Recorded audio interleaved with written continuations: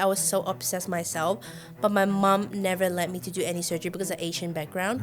So I just put eyelid tape on my eye 24/7. Oh, you save money on surgery.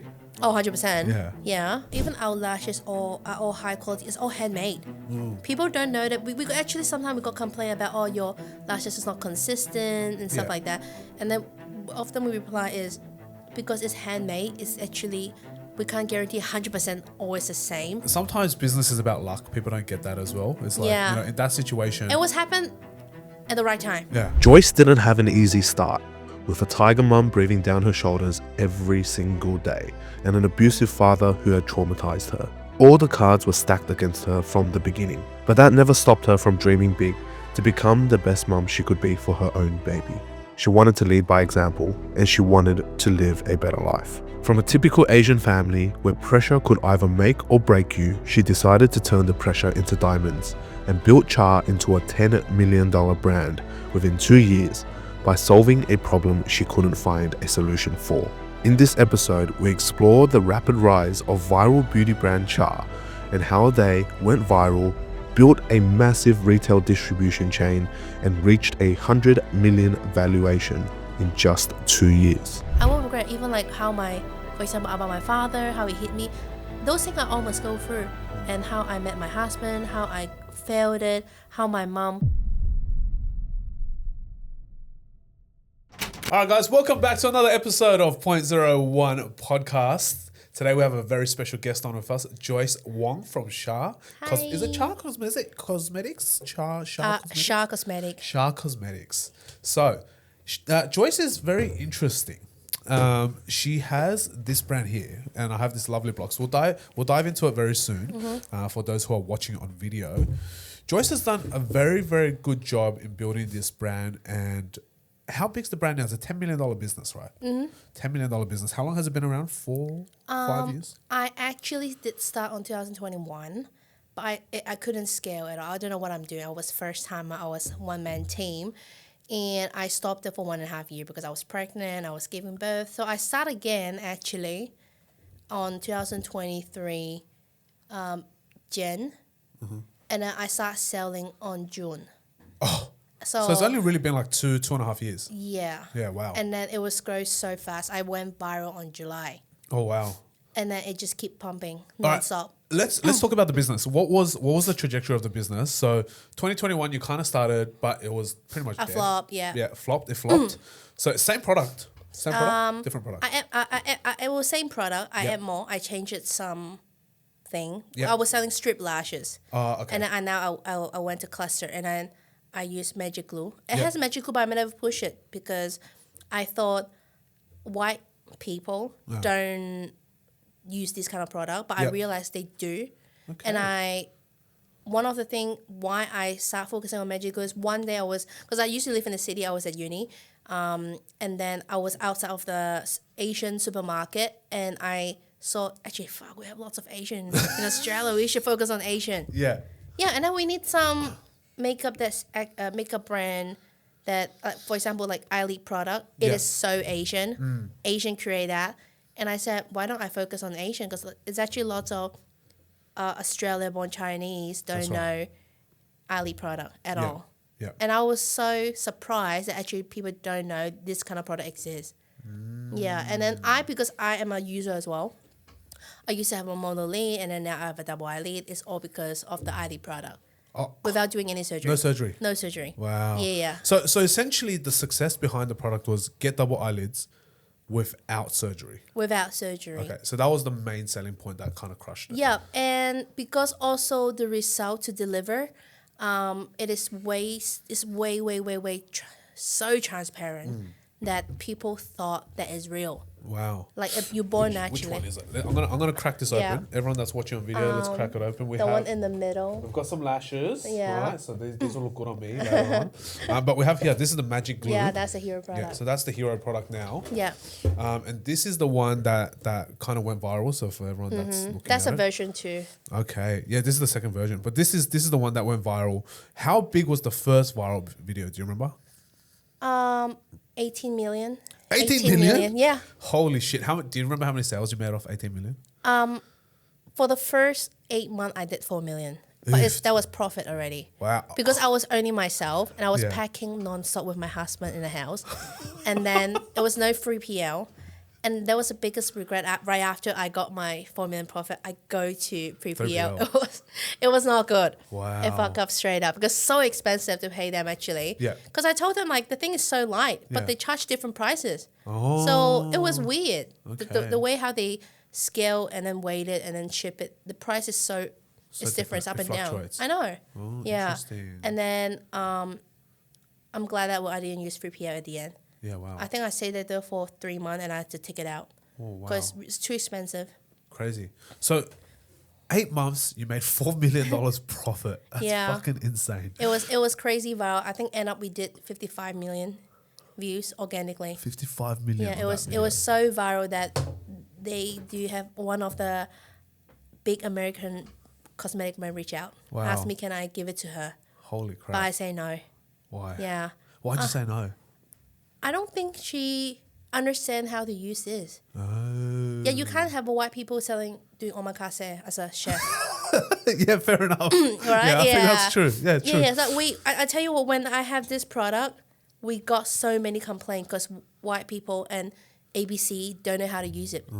But in people who already been using it, they get it. You They get it straight away. Yeah. You either love it or hated this product. Interesting. And then when I first going viral the first month, I got so many complaints because people do not know how to use the product. Wow. Because in the video, we didn't even do any filters or edit. It's just one straight 1 minute video Yeah. from beginning to end. That was it. 1 minute and you get perfect double eyelids. And in 1 minute we showed different type of traditional eyelid product Okay. to compare my product. Yeah. And then it went crazy viral. People thought it was just like this and like that, but it definitely have a little bit of skills to do it because everyone eye shape is so different. That's true. Yep. And then because we got so many complaints, and then I came up with an idea to have a free one-on-one session. Yeah. So we don't do any refund, but if you come to the session, if it doesn't work, we refund to you. Yeah. And then immediately bring our repurchase rate to 48%. I did it 1.5 months by myself, and I keep training new people. And then in a peak month, we got 25 girls teaching because it was so viral. It was going Wow. crazy. People keep coming and learn because we have a guarantee, money back guarantee is as soon as you come learn how to use, and in the session, it doesn't work, we refund to you straight away. No bullshit. Wow. Yeah, just refund it because I don't want to, because when customer complain, they already have a very negative energy come to the That's session. right. Yeah, That's right. And then, but how to make her to shut up? I shouldn't say that. Is we prove to you is wrong, Yeah. and all our camera. We use the iPhone, and then it's very clear in 4K. Yeah. So there's no any gimmicking thing. It just Yeah. straight away apply. It just you did it wrong, and there's so many customer apply too much. That's why it become like a thick patchy caking. Is what they Gotcha. said. Yeah. Very interesting. Yeah, because Yeah. I'm a guy, right? I don't really do my eyelids, or everyone's always complaining. I got a monolid and I got a double. and Yeah, it's like, I got one of each. Yeah. So they're always like, oh, you should get surgery so you can have a double or two doubles, stuff like that. They go, people with monolids are evil. You probably just need to put an eyelid tape for 24/7. Really? In 2 weeks you get. And Yeah, does it actually fix it? Like yeah, you can fix it. It'll just be permanent. Yeah. Oh, maybe I did I'll it take this myself. one home. Don't worry about the girls. So I'll take this one home and I'll try it. Yeah. And then I'll get a double. It definitely take an effort because this is how I did it. I was so obsessed myself, but my mom never let me to do any surgery because of Asian background. So I just put eyelid tape on my eye 24/7. Wow. I don't take it off. I only take it off when I go to school. Wow. Yeah, but I just sleep with it, and then eventually I got a double eyelid. Oh, really? Yeah, it's not an educational purposes, so don't learn from it. But Yeah. a lot of Asian girl actually does that. Really? A lot. Oh, you save money on surgery. Oh, 100%. Yeah. Yeah. How good's that? And it's not just scary. from you, Oh, wow. not There from you go. anyone. That's so good. Yeah. That's so interesting. Yeah. Okay, well, now let's park the business for a second.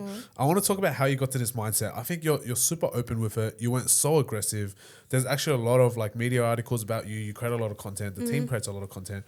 But let's dive into stuff that maybe people out there don't know so much about and get a little bit more raw in terms of your story. I know you've had a very rough upbringing.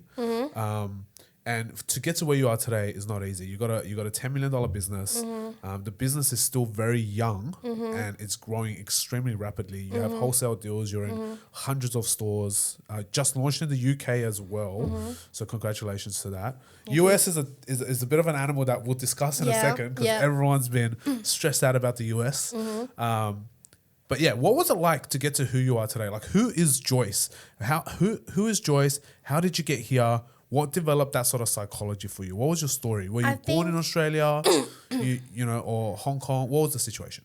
I'm glad I studied in Hong Kong. When I was a kid, I really want to be with my siblings in Australia. How many siblings do you have? I got an elder sister and elder brother. Okay, so I you're was the youngest. I'm the youngest.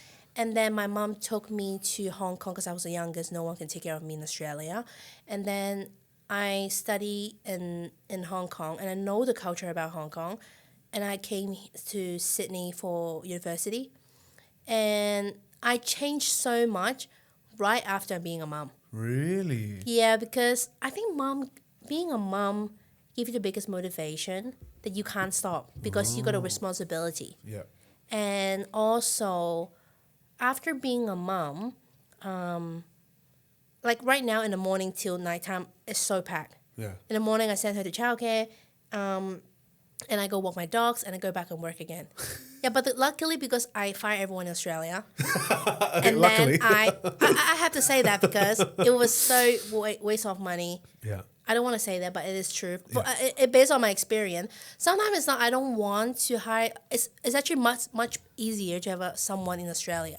But now it's only me. The last girl just quit a few days ago, and then go back to the topic when my day is so full. But because I hire people in Indonesia, in the Philippines, in Hong Kong, I start work at 11 or 12. Oh, how good. So in the early morning, I can do everything with my kids. I spend time with my kids, and then I do my own thing, but I work until like 8, like that. Yeah. So, good thing or bad thing, people might don't want to start the day late, but I like to start my day late. It gives me lots of flexibility to be with my kids because I fly a lot. Like this year, I think I fly 5 times already. Wow. And I always have to bring my kids. Yeah. I was struggling hiring a nanny, a live-in nanny. Yeah. Before my daughter was 2 years old, I changed it 6 nanny. Here in Australia? In Australia. Wow. Like, it's all live-in, and it's really hard. Because Australia don't have the culture of live-in That's right, nanny. that's right. China, Asia, there's and lots of living nannies. Yeah. In Hong Kong, we have a nanny live-in. It was so much easier. Yeah. Sometimes it's about the trust of having someone to take care of your kids. And also they become a part of the family, I feel like. Yeah. I all my nanny, I treat them really well. I don't want to, they feel like they're the outsider. Yeah, we eat together, we go out together and stuff. But some of them just, because a lot of them don't have that much of experience doing live-in. They only do like few hours throughout the family and then come go back to their house and come in. Yeah. But the first nanny that I hired, I was so appreciated because she lived assisted with me for a year. And she was a single mom, an Aussie single mom. And I was much more, that's why I go viral. I put so much effort. Wow. I think part of the reason why she was there and make me don't need to worry the house too much. I could just go out and work. Wow. It's also because of her.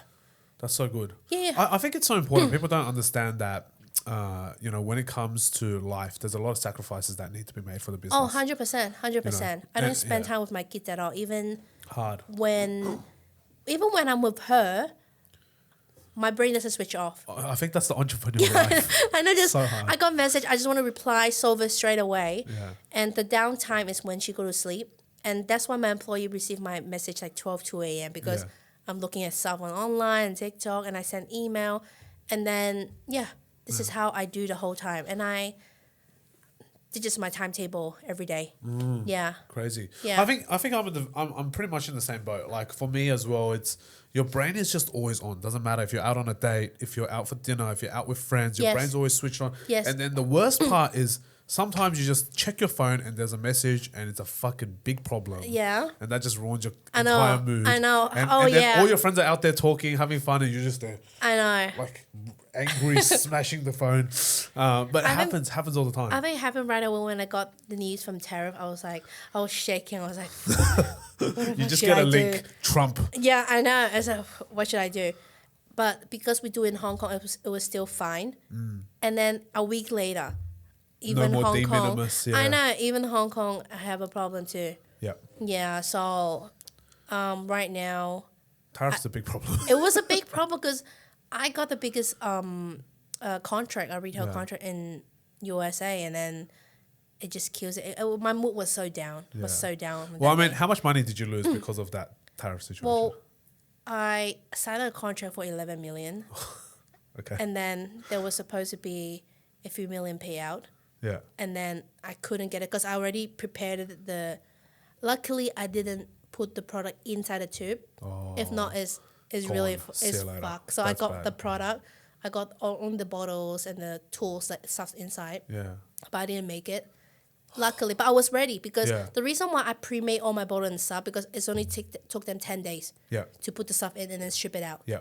So, but now everything is stuck in a warehouse. Oh. I don't know what to do. We got like 200 unit of packaging. Oh. Of 200,000. Not 200 unit. Oh, 200 units. Yeah. Oh, wow. So it was crazy. Oh, wow. I know. And then because of the tariff, they sent an email said, hey, you have to pay the tariff. But after we do the math, we have to give 5% extra on top. Just to do that, they said, no, I don't need to do that one anymore. This is also a way to tell us that, oh, we're no longer able to do this anymore. That's right. And it's just hard because, I mean, overnight you essentially lost $11 million, which is pretty shit. I mean, anyone would be pretty upset with losing I was $1 so million. upset because I was so, but also very lucky. I have to, that's one thing I appreciate my sales team. Because I have to be very honest, I was struggled to scale after I made my first 4 million profit. Yeah. And one day I was on TikTok, he said, do you know, and then the conversation with the lady and another person say, do you know why you can't scale? Because you don't have a sales team. And it was so true. And then immediately that night, I went to find people to build my sales team. Where did you go? What did you look for? I was very lucky. There was a girl. She was someone's sales team. Yeah. She reached out me on LinkedIn. Oh, wow. And I talked to her, and then she said it was coincidence. She's looking for a job. Oh, wow. And then she was my first, and she was the person who I had got me to UK Boots. Oh. Within tariff on March. Yeah. April we got a conversation with UK Boots. Yeah. May we talking. We have a meeting with UK Boots, and then June we got a PO. Oh, wow. Yeah. That was pretty quick. That was pretty quick for retail deal. It's considered so quick because when I have a contract with the USA, Yeah. it took me 8 months. Yeah. I think I told you the story about it. You did. I was in that process with you. I think that was kind of around the time we first, just after we first met. I think it was. And then I was like, oh, you should go to US. Yeah, you were I was telling like, me you go you should US. go, but I will help you. I Yeah, just yeah. introduce you instead of paying the broker. The broker. You broker. told me It was don't a go broker. scam. Yeah, you told me about going to a broker and you were like, you got ripped off. But let's share that story anyway. I think that's a Yeah. very interesting one. So retail is a very interesting space Yep. for a consumer good, like for example this, right? Yep. And even my brand, it's a very interesting space because retail is actually like a double-edged sword. People Yeah. don't realize that. It sounds Yeah. cool. Yeah. You go sell to one big retailer, you make $10 million, right? But we all know that the margin on that 10 million may not necessarily be as big as if I sold 10 million by myself. Yeah. If you went viral and sold $10 million worth of this, you're I make taking home a so much shitload. money. You're taking home a shitload of money. Yeah. You're taking home a ton of money. But because you're selling 10 million to a retailer, you don't make as much. But also in between the margin gaps that we have, the broker will take a percentage as well, which sometimes are very Usually very 5 big. years, contract, 10%. 10%. Yeah. The Not broker will take 10%. on your sales. So It's that not even net. It's not net. $10 million deal, he'll take 100. He'll take $1 million Yeah. over 5. Yeah. Oh, yeah. Jesus. But that is a common practice. Yeah. Yeah. Well, we're in the wrong industry. I think we should start brokering. Broker. Yeah. That's why I started my conversation. I said, you know what? Because I know my contacts are genuine, not Yeah. like them. Yeah. And I said, you know, why not I just start charging people to Yeah, do because that I one. feel like sometimes that's more money than you would make as the. It's yeah. well, at least it's instant. I That's don't right. need to wait for working retailers. The biggest problem is 75 days end of month, and Yeah. then the stock have to arrive beginning of the month. And then, so people who don't know how retail works is when a retailer comes and gives you a purchase order, Yeah. you have to then go and put into production with your own money prior to the retailer even paying you. Yeah. The retailer will usually pay you, almost 80 days after they've given you the order. Yeah. But that means you're out of pocket for minimum like 75 days or 60 days, whatever your conditions are. like 3-4 months, and then Yeah. you have to upfront a lot of marketing. Yeah. And the marketing was like Expensive. This time, I was actually pretty shocked that working with UK boots is pretty expensive. I feel like they're overcharged. Yeah. I was looking at, I was a bit angry. I said, can you please show me the itemized quote? Yeah. And then the spinning wheel, they charged me $1,000 for that spinning wheel. The one you saw at the expo. Yeah. And I was like, what the fuck? That's so expensive. You know how much I got my big spinning wheel for from China? It was like fucking $25. Exactly. And I was like, and then you know what? Why don't I make myself? I send it to you. Just Yeah. tell me what I need to do. Yeah. And then because my team, even graphic design, we got 3. We got a 3D graphic design. I make all kind of 3D, all kind of design for the booth and everything, head to toe. And I said, we can do it. We have enough manpower to do it. You don't need to do those. Just help me set it up. Yeah. That's all I need. Yeah, but it was so expensive that I feel like it's not worth that expensive. But they have lots of guidelines that need to follow this and you need to go. But they keep telling me that, oh, we have no relation with this company. But I feel like they have. But anyway, it's overcharged. It's Of course. expensive. And then they keep pushing a lot of influencers. And I think influencer does not work. Yep. And it was around 25,000, 30,000 for one influencers. Pounds or dollars? No, Australian dollars. Yeah, so it was like 10K pound and 15K pound. And I think and I already know that money doesn't help me sort out. Yeah, that's right. It doesn't convert. Yeah. Definitely. But I did reach out an influencer. Can I say that here? Yeah. I don't know, can I say it? A blue eye Kayla J. Okay. So she helped Gem, the deodorant brand, went viral. Okay. She sold out at Boots. Yeah. So I have a conversation with the manager. They said, do you do it for free? Because it looks so natural Yeah. and raw. Yeah. He said, no, they have a relationship with the brand. Yeah, So the wow. brand been paying her and A make it percentage or something.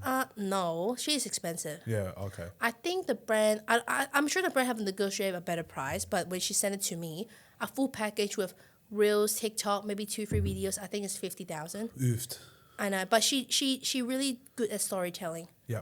Yeah. I think there's a very big differentiator. There's a very big difference between a content creator that's also an influencer Yeah. and an influencer that's just an Pretty, influencer. yeah. And a very big difference. Very big People difference. don't know that. Yeah, and then we try to find someone that really good at storytelling, Yeah.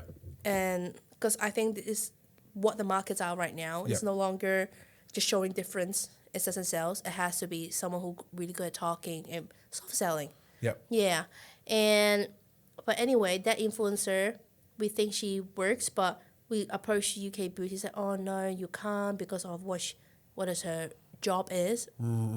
Yeah, because I think she does prostitution Yeah. on the side, but Yeah. they don't want to ruin the relationship. Or like yeah. OnlyFans or like the escorting and stuff But like I told that. them Adult industry. but I did tell Boots they make you sold out at Yeah. the UK Boots store. Yeah. Yeah.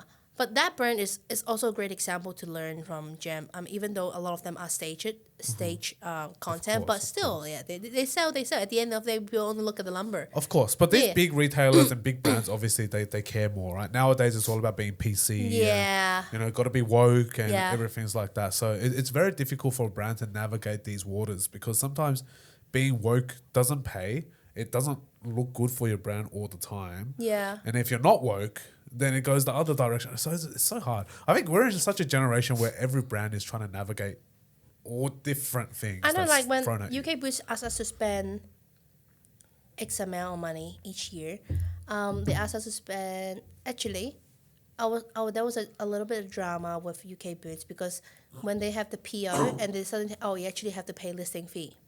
A listing fee? Yeah, a listing fee to get on. And I said, Why? no, this is what a lot of retailers do Yeah. charge a listing fee. Okay. And then they tell me, oh, we need money for the hooks and so. I said, Oh. you guys have those anyway. Yeah. Right? Like I mean, it's just another income stream for them. Of course. And I negotiated to tell them, no, I'm not paying that one because you tell us way too late, and I would rather spend on your marketing, Yeah. which is aisle fin, floor stickers, radio, digital screen on the store. So this is what I'm going to spend. And I said, they charge £16,000 yearly.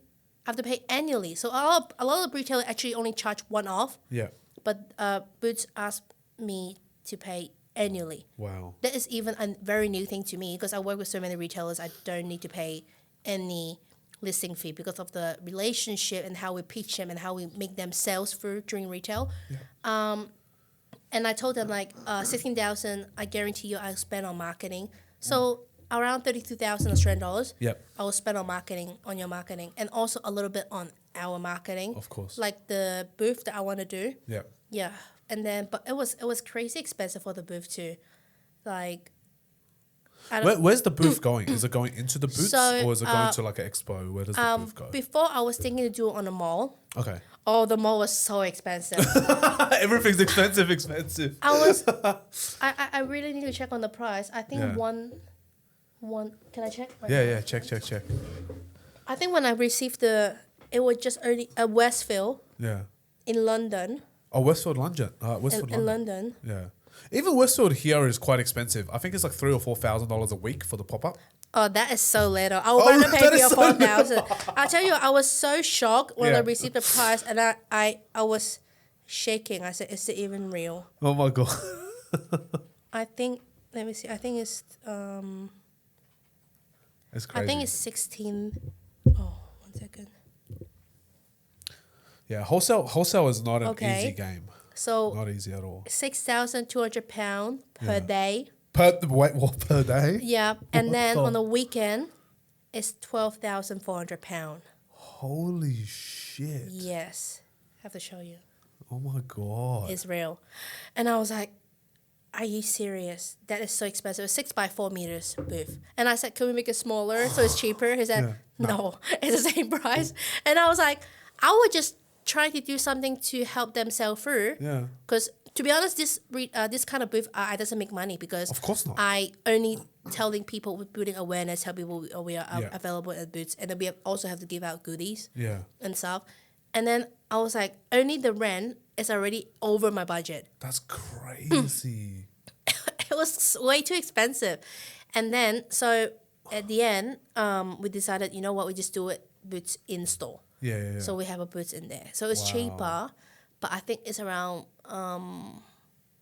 so right now we already spent 20,000 just for the fare Yeah. and Airbnb for 5 people. And then for 16 days. Yeah, wow. Yeah. And then we haven't even spent on the booth. The booth just quote me £15,000 or another 30,000 just for the setup Yeah. without the management fee. The management fee is another 14,000. So My here God. it's already, how much is it? So 44 just for the booth setup. And then haven't even paid, what else I haven't paid? Oh, the goodies that we're going to give No it out. freebies, no stock just yet. Yeah, and then the goodies was, it's cheap. The goodie is cheap, but we Yeah. need a proof. The process was so long, and I said, you guys have to give us at least 2 months ahead because we need to ship it out. We don't want to ship on air flight Yeah, because that's again. also a waste of money. Oh, last time we did an air flight, we spent 15,000 on the air flight for 6 pallets. Oh shit. I know. It was like, You get a full container for that. yeah, More. so it's You get 2 containers for six that. pallets from Hong Kong. Yeah. And then Boots have a very strict guideline for how we pack the pallet. Oh yeah. And That it was a big job because we have to change The boxes. all our inner box Yeah. just for them. It was so specific, and then they need a paper tray. You can't put strap. But I understand because they receive like 2,000-3,000 pallets a day. They Oh, have so wow. much wasting. Yeah. They need to collect all those cardboards and do recycle and stuff. So Yeah. I understand it's expensive. So that's why they have very strict guidelines for those. But That's crazy. doing retail, it is great for brand to scale, but at the same time, it's really expensive to do business with them. Yeah. So a lot of brands that I'm working on right now, they said, "Oh, we can't do big brands. We only can do tier 3, 4, tier 2, tier 3 brand, Retail brands. retail brand." Yeah, because corporate brand is another level. Oh wow. Yeah, but the reason why we so focus on UK Boots because they're actually under Walgreen. Right. So So you Walgreen- can then go into Walgreens. Yeah. So we had some conversation with Walgreen right now. They got more store. They got 8,500 in US. Jeez. Yeah, and then also at the same time they can transfer us to Indonesia and Yeah. Thailand Boots. Yeah. Yeah, so that's why we invest a lot Yeah. on this business. So we were happy to spend X amount of money just to do business with them. Yeah. And they are, and the influencers, also actually, about the influencers, they tell us to just focus on Gen Z and Gen Alpha influencers. That's Don't it. worry about millennial. Yeah, because it's We're the, already too old. yeah, and then they came up with a report to us and said, hey, this year we're focusing on teenager influencers. That's crazy. Yeah, because they said only. Oh, you can see on Mecca, if you go to Mecca or Sephora on the weekend, yeah. it's all teenagers. That's true. Yeah, like I go in, I feel old when I go in because I'm Yeah. pushing my baby pram and then going in. And I was like, all these girls are so young. Yeah. Like when I was 12 and 13 years old, I was in a park. Yeah. Yeah. When we went to the beauty expo, actually, there was a brand there that focuses on teenage makeup, teenage skincare. I don't think, So like their target audience is like 8 to 15-year-olds or something. I think those are targeted to moms. Yeah. So brand that you have to make a millennial brand, but teenager use it like Drunk Elephant. Yeah. Yeah. Right? That's Like true. this kind of brand that makes girls love it because of the brand aesthetic and Yeah. things like that. Yeah. Well, it's good. I've seen your rebrand when you first started Char to now where it is and all the packaging that you've done. You've rebranded the crap out of this. Yeah. And I saw that process of you rebranding it, but it's like it looks good. Everything looks legit. Like it looks really good, especially shelf wise. You know, Yeah. We So make it all yeah. shelf friendly because before I was thinking, you know what, I just focusing on my just online. inventory space and all Yeah, that and sort then of stuff. after it just, you know what, I go on retail. Yeah, Yeah, and I think retail is a place that you build connection, you have your sales team. A lot of brand, I don't think a lot of brand that I know of that Mm-hmm. do the way that I do. We have people cold calling, actually calling To to the retailers. pharmacy. Hey, we got something like that, and it worked. yeah. Even small pharmacies. Yeah, even one we still do it. Crazy. Yeah, and we just do as much as we can. Yeah. Wow. Yeah, so sales team definitely work and help you scale the Yeah. business, and we also, so in Asia, the way how we do retail in Asia is also so different from overseas. Yeah. I mean Europe and US, Australia is all email based. When Asia is all Phone call. no face to Face face. to face. Yes, I went to another meeting in Japan because we're gonna be in Japan next year. Okay. It was so much work as well because Really? the hardest thing is Asia is so big that but have so many different language. Oh yeah, that's right. And and I- different dialects as well. Oh yeah, and then I hate it when I can't hire someone cheaper in Philippines, Indonesia, and I have to hire someone in Japan to do it. Even in Japan, it's not It's expensive. not super expensive. Yeah. Yeah, yeah. But when you have to rely on someone that you don't understand at all, it's pretty annoying. That's true. And then the flow is getting not as fast as I want to be, and the flow is going so slow. Even what I did so different compare other brands. This is how I noticed myself is when I build a shelf, I think as a customer. So for example, I sell lashes. A lot of brands just only have the lashes hanging on there and that's it, or maybe a photo of the eye. But this one's not enough for people to see. So the retail shelf that I'm going to launch in Oz Hair and Beauty, you will see I have a photo of the eye plus the actual lashes stick it on The eye. the eye. Oh wow. Yeah, so people can actually open it up and touch, feel it, or whatever. Look at it in real life, how it looks like. We have a white girl and an Asian girl, Yeah. like that. Yes. So how's it how's it like for you to design your retail shelf? Is that a standalone shelf or does it go into their bays? How does it look when it comes to shelf design for you? So Oz Hair and Beauty works differently. we design a shelf for them. Yeah. Yeah, and That then goes like a metal shelf or like a cardboard one? no, it's an actual wood board shelf. Yes, Proper. a proper shelf. Yeah. okay. But when we go to Japan, like a Donkey, we're having a conversation with Donkey right now. 600 store. It's a cardboard shelf. Oh. Yeah, because the vibe is different. Yeah. At like pharmacy, go to their shelf. Yeah. Yeah, like this. On their display shelf. Yeah, You have to yeah. design based on their. Okay. Yeah, and then we make some, jumping leaflet, and then the eye of fin from Boots, like something like this. So it's Yeah. so different. Even like so right now we in Char Cosmetics. We go to on their shelf, so there's not much you can do. Yeah, right. And then the only thing we can do is jumping leaflet. We all even ask them, can we put a little TV on it? Because if you go to Donkey, a lot of brands They have the little screen. Yeah. but they don't want it because of the battery sound. They feel annoying, stuff like that. Yeah, we when we pitch to retailers, we always sit on their shoes, because remember the guy who talking to you, they are not the owner. They are the one of the employees. That's right. They have KPIs to chase. Yeah. They have sales that you chase of. Beside buying a product that sell through on the shop, at the same time they need to ask you to spend on their marketing, spend on this, spend on that, things like that. Yeah. So when the conversation that I had with UK Boots at that time, it was only 20-minute conversation. That's it. They take it, and I told Full them pitch or no pitch? I don't even need to pitch. When I sit down, it was on a Zoom call. Yeah. I told them I understand, because I come from retail background. I already know what we need to do to make it sell through. Yeah, because sometimes, remember, when you go into retail, go into a shop, you already know what you want to buy unless you're traveling. That's right. Okay? And then how to make people have eye-catching, your product is very eye-catching, that make people stop and look at it, you have to do something on your packaging. Okay? Yeah. And then for the boots, we make an extra eye with a holographic stickers, things like that.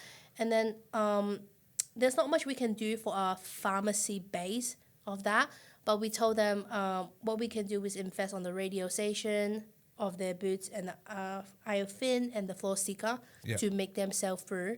Yeah, and then we told them we will make sure we will make viral with the influencers and stuff, the one that we request. Yeah. Yeah. So things like that, we told them that we know we have KPI to meet, and then we give something very special. So you said, we're gonna collaborate with Pokemon. What you want to make? Tell me. Yeah. Tell me what you're lacking right now, or maybe a hairbrush, and then we just make a Pokemon Hairbrush. hairbrush for them. Like things that Wait, they do. so your packaging is very interesting, right? Because you got this box. This is a box, no Yeah. hang tag. Yeah. But the rest of the lashes have hang tag. This one have a clear hand tag, but the one I gave it to you don't have a clear one. Okay, so you just stick it on. Yeah, You're yeah, the one that starts yeah, on. yeah, yeah. Yeah, because I'm thinking, right? Every retailer is different, and some like to put on the shelf. Yeah. And some like to hang it. Yeah. So does that mean your team has to adjust every retailer to retailer? They're like, hey, we want to be shelf. Then you go, shit, all of my stuff has hang tag. But luckily, we'll just build a case pack that you can just slot in. Or vice versa. No, I just make it all in hooks. I already tell them in advance. Oh, Because we got literally, more okay. retailers is in hooks Then standing. than standing. Oh, interesting. Yeah. Oz Hair Beauty one stand, but we told them that's all we have. They said it's fine, but as soon as our shelf looks good. Yeah. Yeah, so we make our shelf looks good. Yeah. I think it's a 5-level shelf. Yeah. Whole range. They range our whole collection. Oh, that's Yeah. so good. I think Yeah. 33 30, SKU. wow. Yeah, all of it. Wow. Yeah, that's so crazy. it was great. When I sit down, and I told them, you know what Australia is lacking right now? One shop that sells Asian and white skincare and makeup in one store. Yeah, that's right. And I do a second business with him because Yeah. my family do wholesale for any K-beauty, J-beauty, and Yeah, C-beauty. yeah. Another business. Another. And then he bought a lot of stock from The other business too. other business too, yeah. God, I how told them good. that this is lacking right now and then you should do, because when I want to buy white makeup, I go to Mecca. When I buy Asian makeup, I go to W Cosmetic. Why That's not right. have one shop combine all? To And do I both. said, you are in the Asian area, you should totally have to Yeah. both. Yeah. And he did it. He really listened to me and do it. I said, this is exactly what Australia lacking right now. Oh, crazy. Yes. How Yeah. good is that? Yeah, it was really good. Yeah, wow, Yeah. that's so good. Like wholesale is just it's a whole different game. I think a lot of people, when we talk about e-commerce, this is still an e-commerce product. Yeah. But you have an extremely strong retail strategy. Yes, And I think a lot yes. of brands struggle with that. I myself, even my brand, is one of those brands where we don't really consider retail as much. But as I learn more and more about retail, same thing, like when it comes to packaging, like box packaging versus hang tag It's packaging. different. Very, very different. Different. And the problem with that is obviously every retailer wants different standards or has different standards for how they display their store. So Yeah. you've got to be very good with coming up with all of that, designing your case packs. And people don't realize this is also a component of your business. Is one is the individual SKU unit design and packaging. Then that individual SKU goes into your case pack packaging, and you have to design that case pack for each. Each retailer is specific different one. as well, right? The one in Asia is much more flexible, Yeah. but the one in US and UK boots is so different. Really? Do they have like a minimum 12 per case pack, or like they want the case pack to stand? They have the rippable, size. all of that. A specific size, and you can't more than 12.5 kilo. Yeah. And we make it exactly because we want to put as much stock, Yeah, you and that's gotta a minimum maximize order. it. Yeah. So we maximize it each the maximum's weight and size, Yeah, wow. just to make it. So that's the do they give you the guideline before you go into production? Oh yeah, the guideline is like 100 page. Oh, I know, and then I shit. just go to ChatGPT, he just tell me what is it. Yeah. But it's still missing something. Yeah. It was so annoying. Like we did our first shipment. It's arrived already. Yeah. Yesterday actually. Today actually is going to arrive there. It was so chaos because Yeah. they wanted flight terms, DAP terms. So we did the clearance for them. Yeah. And they said, no, we have to do the clearance. And then it was a whole lot of drama because of the flight term, because every step to work when you work with corporate is every department. That's right. Different departments. as Yeah, well. like the import team, the supplier team, the logistic team, the warehouse team. So one project have 4 teams. Just one shipment, you got 4 departments need to Contact reply. with, yeah. And then because they're a big company, a lot of time there's at least one of the department, the person is OOO. Yeah. I was like, this is so annoying. Yeah. And then but anyway, it's a chaos process. But we learned. Yeah. So we know what to do next time. And then and they need all your SKU to arrive at the same time. So that's the most annoying part, because you work with different manufacturers. And then you got to move them from different places Yeah, and then exactly. aggregate. Oh, Exactly. gosh. That's the most annoying part. So yeah, you working with big retailers, good or bad. Yeah. You know what I mean? Yeah, it's just lots of upfront. It's big challenge as well. Big challenge, Yeah. big challenge, and a lot of guideline. If they don't want you straight up. They don't even do anything with you. They That's just the won't thing. reply here. They Yeah, just won't reply. yeah. That's the thing. That's crazy. So how do you think? What would your advice be to getting in through the door for these retailers? Then, like, Definitely get your brand retail ready. Yeah. The packaging, we changes the packaging like this one, the lashes. We change it like so let's 3 show. times, because this is not the final one. Yeah. We have another packaging with different kind of language, but at the back now you can't really see. Yeah. We have another language, I think Korean, English, French, because this is a country that we're selling in. Yeah. And Arabic as well. We're going to Saudi. And that's why we have to Yeah. get everything ready before you get into retail. And it was lots of version before we have this. So you have multiple packages ready. So English version, Arabic version. No, we make it all in one at All the in back. one. Only at the back language to do for the regulation. Yeah. Yeah, at the front we do a little bit translation. Yeah, but not all of them. Yeah. Yeah, Oh, crazy. yeah, So retail ready is first. yeah. What's your processes? So everyone that wants to get into retail, what's your process like for retail ready? So number one is obviously packaging. We want to make sure the packaging has translations for the country that you're going into. So obviously if you're going to like 10 countries, would you put all 10 translations on the back? 'Cause that's very wordy. Well, I did French, Yep. Arabic, Korean, Chinese, Yeah. and English. 5 languages 5 all language, on the back. all of the back. Holy and shit. it squeezes, like, I mean, it's in a standard size, but we Yeah. change some of the things that we just remove it. Yeah, everything at the Okay. back. Yeah. All right. So packaging's first. So once you get packaging out of the way, what do you recommend is next? When I always pitch a retailer, get your shelf vision ready. Like a render. Yeah, like you Interesting. tell them how it's gonna look like on the shelf, what Yeah. you're gonna do on the shelf to make Okay. them sell through, Yeah. right? And then tell them, oh, we can allocate 30,000 this year to spend on your company. That's what people budget. love to hear. Yeah, I want to spend on Yeah, your business. Yeah, like I want to give you money. Like Yeah. this is what you have to let them know what you can do for them. Okay, and then also your marketing plan, how much your brand do spend on marketing. Yeah. Okay, and also you have to tell them what kind of influencer, what kind of strategy you're Yeah. running. As soon as UK Boost tell us to work with influencers. We don't want to work with influencers, to be honest. It doesn't scale, and we have to do it. Okay, we follow it. We try to do it, and then we invite a lot of small creator. That was a whole lot of job as well. We pay everyone £100. Yeah. I think, or £50, £100. I forgot. Yeah. Just to come in, film a simple video, and cash straight up. Yeah. That as soon as you upload straight away, and then we get just it. because we try to make it as much people to attend, but people who know how to film a little bit of videos like that. Yeah, and that is a hard job because they think it's too cheap. But sometimes I'm sure you know. The creator you pay, it doesn't convert any sales. Of course, it's just we're throwing money, we're burning money. Like influencer marketing does not work. Yeah. To the most part, I would say 95% of your stab at an influencer is not going to convert. Yeah. The 5% that do convert may convert really well, and out of the 5% that convert really well, maybe only 1 or 2% really bring your returns back. The other 3% out of that 5 is probably break even. Yeah. Yeah. If even it's very, very, very difficult. So would you put all of that into a pitch deck? Well, how would you then present that to a retailer? Make your pitch deck within 12 page. That's short. Yeah. Just talk Fast. Tell something that is important. Remember, there's lots of brands sending me email every day. That's true. Straight to the point. Yeah. Don't get too much about. People don't.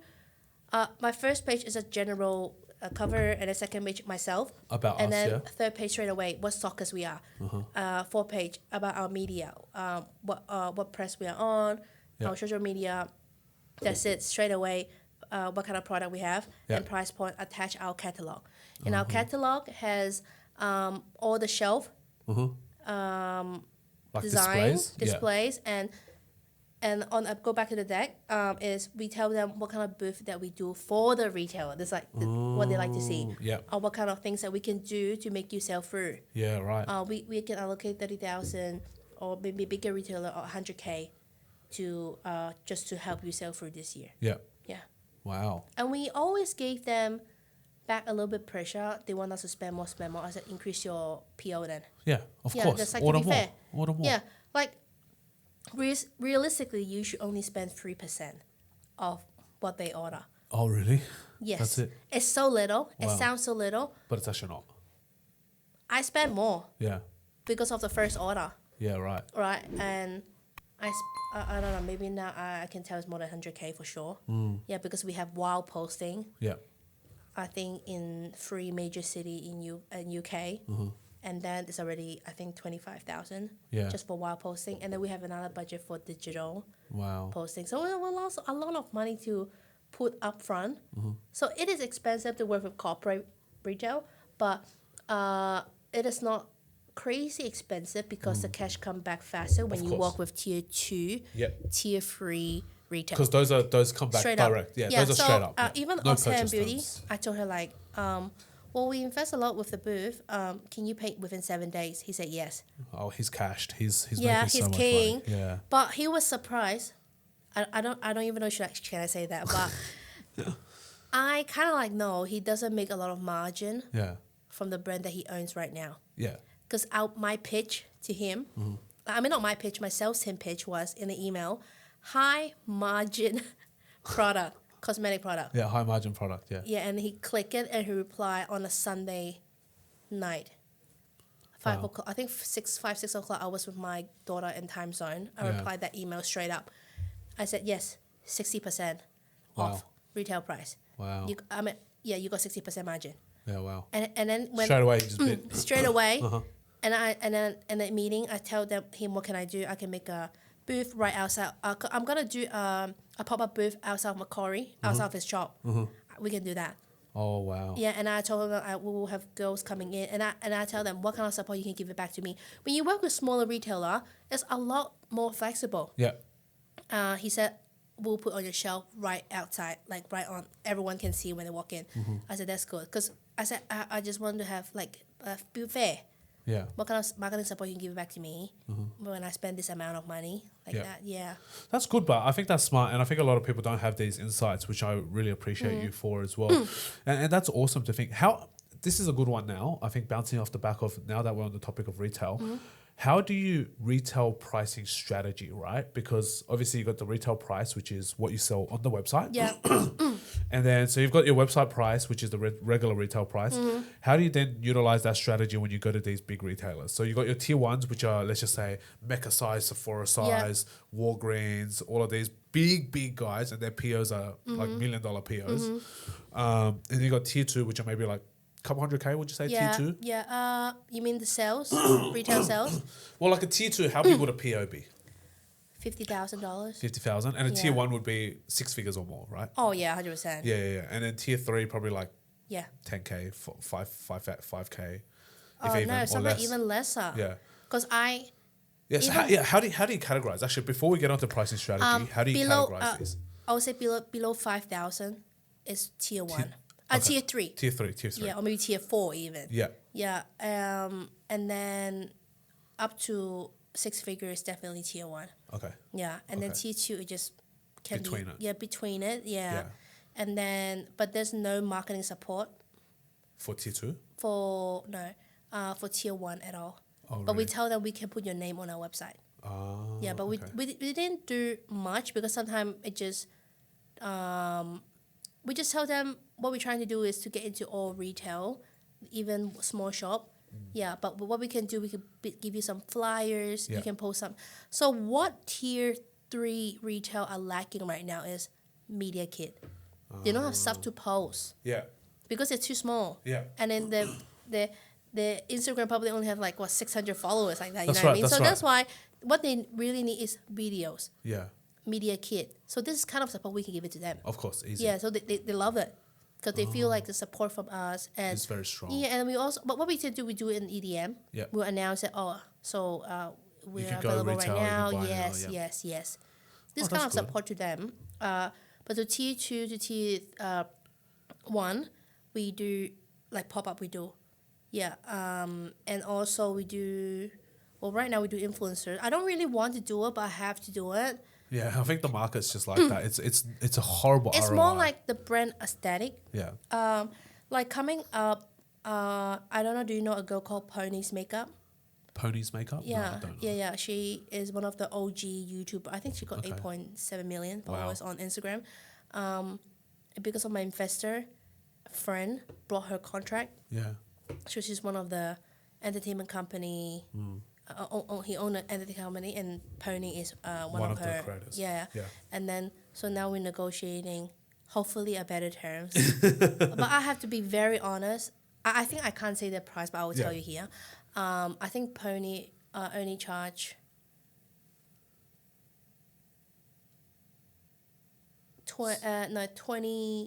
22,000. Yeah. Yeah. Wow. Compare what I've been receiving from Australia, US, and UK, a lot cheaper. Yeah. I have to be totally honest.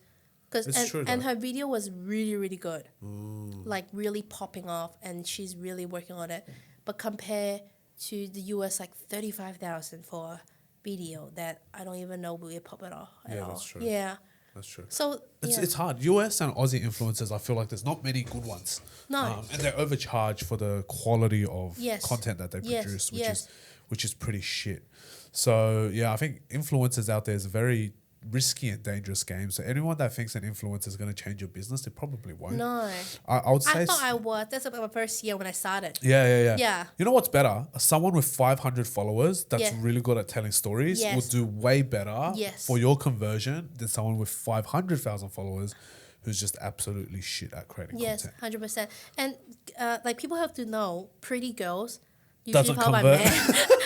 By men. Yeah, that's right. It's lots of men. Because I did check lots of influencers that like UK suggests. I said, there's lots of men following her. Yeah, it's useless. I Like know. if they sold OnlyFans, they'll make a lot of money. Yeah, Yeah, 100%. But if they're selling like skincare, they're making you $0. Exactly. Nothing. So that's why I was, but well, we just have to follow the rules to be fair. Like she being nice to me that I don't need to pay the Yeah. listing fees, and now I just go spend on the marketing. And I tell them we will push as soon as you have your support. I always Yeah. said, what kind of support you give it back to us? Yeah. And I was really thankful that they happy to talk.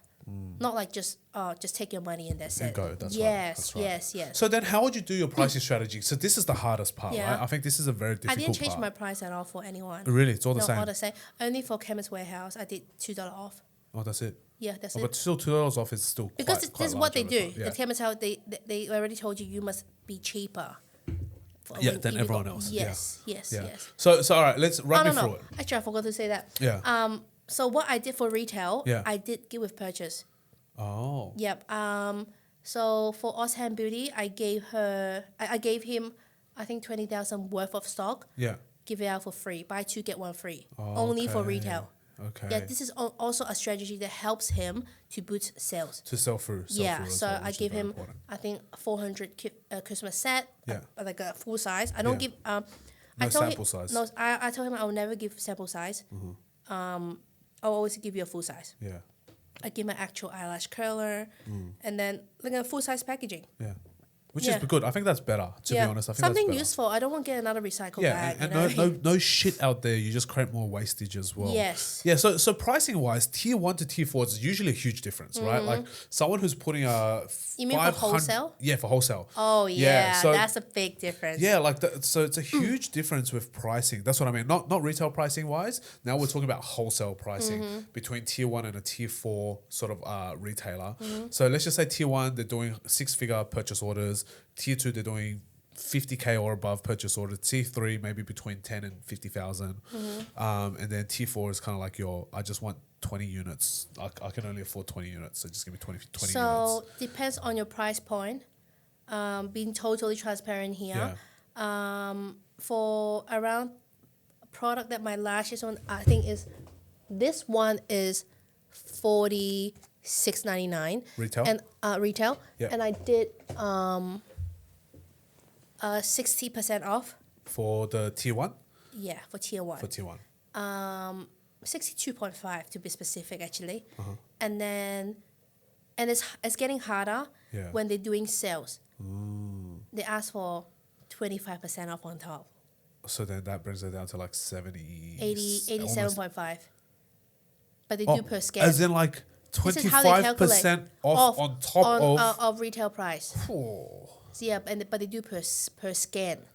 So they send 10, Yeah. they count you 10. So that was a lot of money. Yeah, that is a lot of money. Yeah, but I told her already you sold out, so I Yeah. can make a new one again. Okay, true. Yeah, and then so for tier 3, Yeah. I usually do 50% off. Yeah. Yeah, and then tier 2, I did 60% off. I try to help them make money sometimes. You know what I Yeah, mean? Like yeah. my product is not the cheapest in the market, like how they sell, not Mecca Sephora price, but also not as expensive as Mecca Sephora price. I just do course. it in the middle. Yeah. Yeah, and then because even our lashes are all high quality, it's all handmade. People don't know that we actually sometimes we got complain about your lashes is not consistent and stuff Yeah. like that, and then often we reply is because it's handmade, it's actually we can't guarantee 100% always the same. course, but of it's like course. very similar. Yeah. Things like that. Yeah, even the glue stick on it is still handmade. So Yeah. people have to understand. The margin is actually very little when you go on retail as well. When at the USA deal, it was 75% off. 75. That's why I told you I make so little margin that when Holy they shit. have the tariff, Yeah, I can put that's it. 5% on top. See you later. I know. See you later. And then And the tariff now for China is what, 30%? yeah, it's still high. I can't make That's any money. huge. You can't make anything. 75% plus 30, and I have to put 5% on top, Yeah, give yeah. it back to them. Yeah, see And I you have to pay later. the shipping, so Yeah. I make no money on it. You lose money. I Actually. lose money, You yeah. lose money. And then that's the problem. But it's okay. I was really grateful. As soon as tariff announced, within a 1 month, we got UK goods. Yeah. Lucky you. It had was the so stock that- lucky. I was like, Imagine if you didn't get that, your stock would be, you would have 6 figures worth of stock just sitting there. That'd be crazy. I was paying a smart way. At least I didn't put the product inside the tube. Yeah. If I Once put it it's in- inside, that's fuck. Yeah, I would yeah, say yeah. it's totally fuck. Yeah. And I was so lucky that we did some sales on the retail. You know what I Yeah. mean? Just to help them sell through and stuff like that. Yeah. Yeah, I think that's sometimes business is about luck. People don't get that as well. It's like, Yeah. in that situation. It was happened at the right time. Yeah. Yeah. If it happened any sort of earlier or any sort of later and you didn't have boots in the pipeline, you would Yeah. have like thousands and thousands of units of product Yeah, just I'm sitting gonna there. cry. I seriously gonna cry. The other day I was have a conversation with my husband. I said I actually haven't cried for a long time. 'Cause I have no time to cry. Yeah. Because I need to solve it straight up. And then Trump will give you a tariff and you'll cry. I know, and I was like that night when it happened. I actually don't know what I'm doing. I was like, what should I do? What should I do? What should I do? Yeah. I would keep thinking, and then because the order is so big. Yeah. That I couldn't even think how can I format that $11 million come out. Because I want to expand more, Yeah. expand to other country. And I was so grateful, like I said, got the UK boots, allowed me, the cash come back, allowed me to expand to Japan. So yeah, I was so grateful. Like, Wow. yeah, so that happened. That's so good. Like sometimes it's just all about timing. You get really, really lucky with your timing. 100%. And if you're not lucky with your timing, there goes your business. Like Yeah. overnight, your business can vanish. Yes. People need to realize this with business. Business looks glamorous. You know, you can buy the nice stuff, fly first class. You know, you can have nice clothes, nice jewelry, nice house, nice car.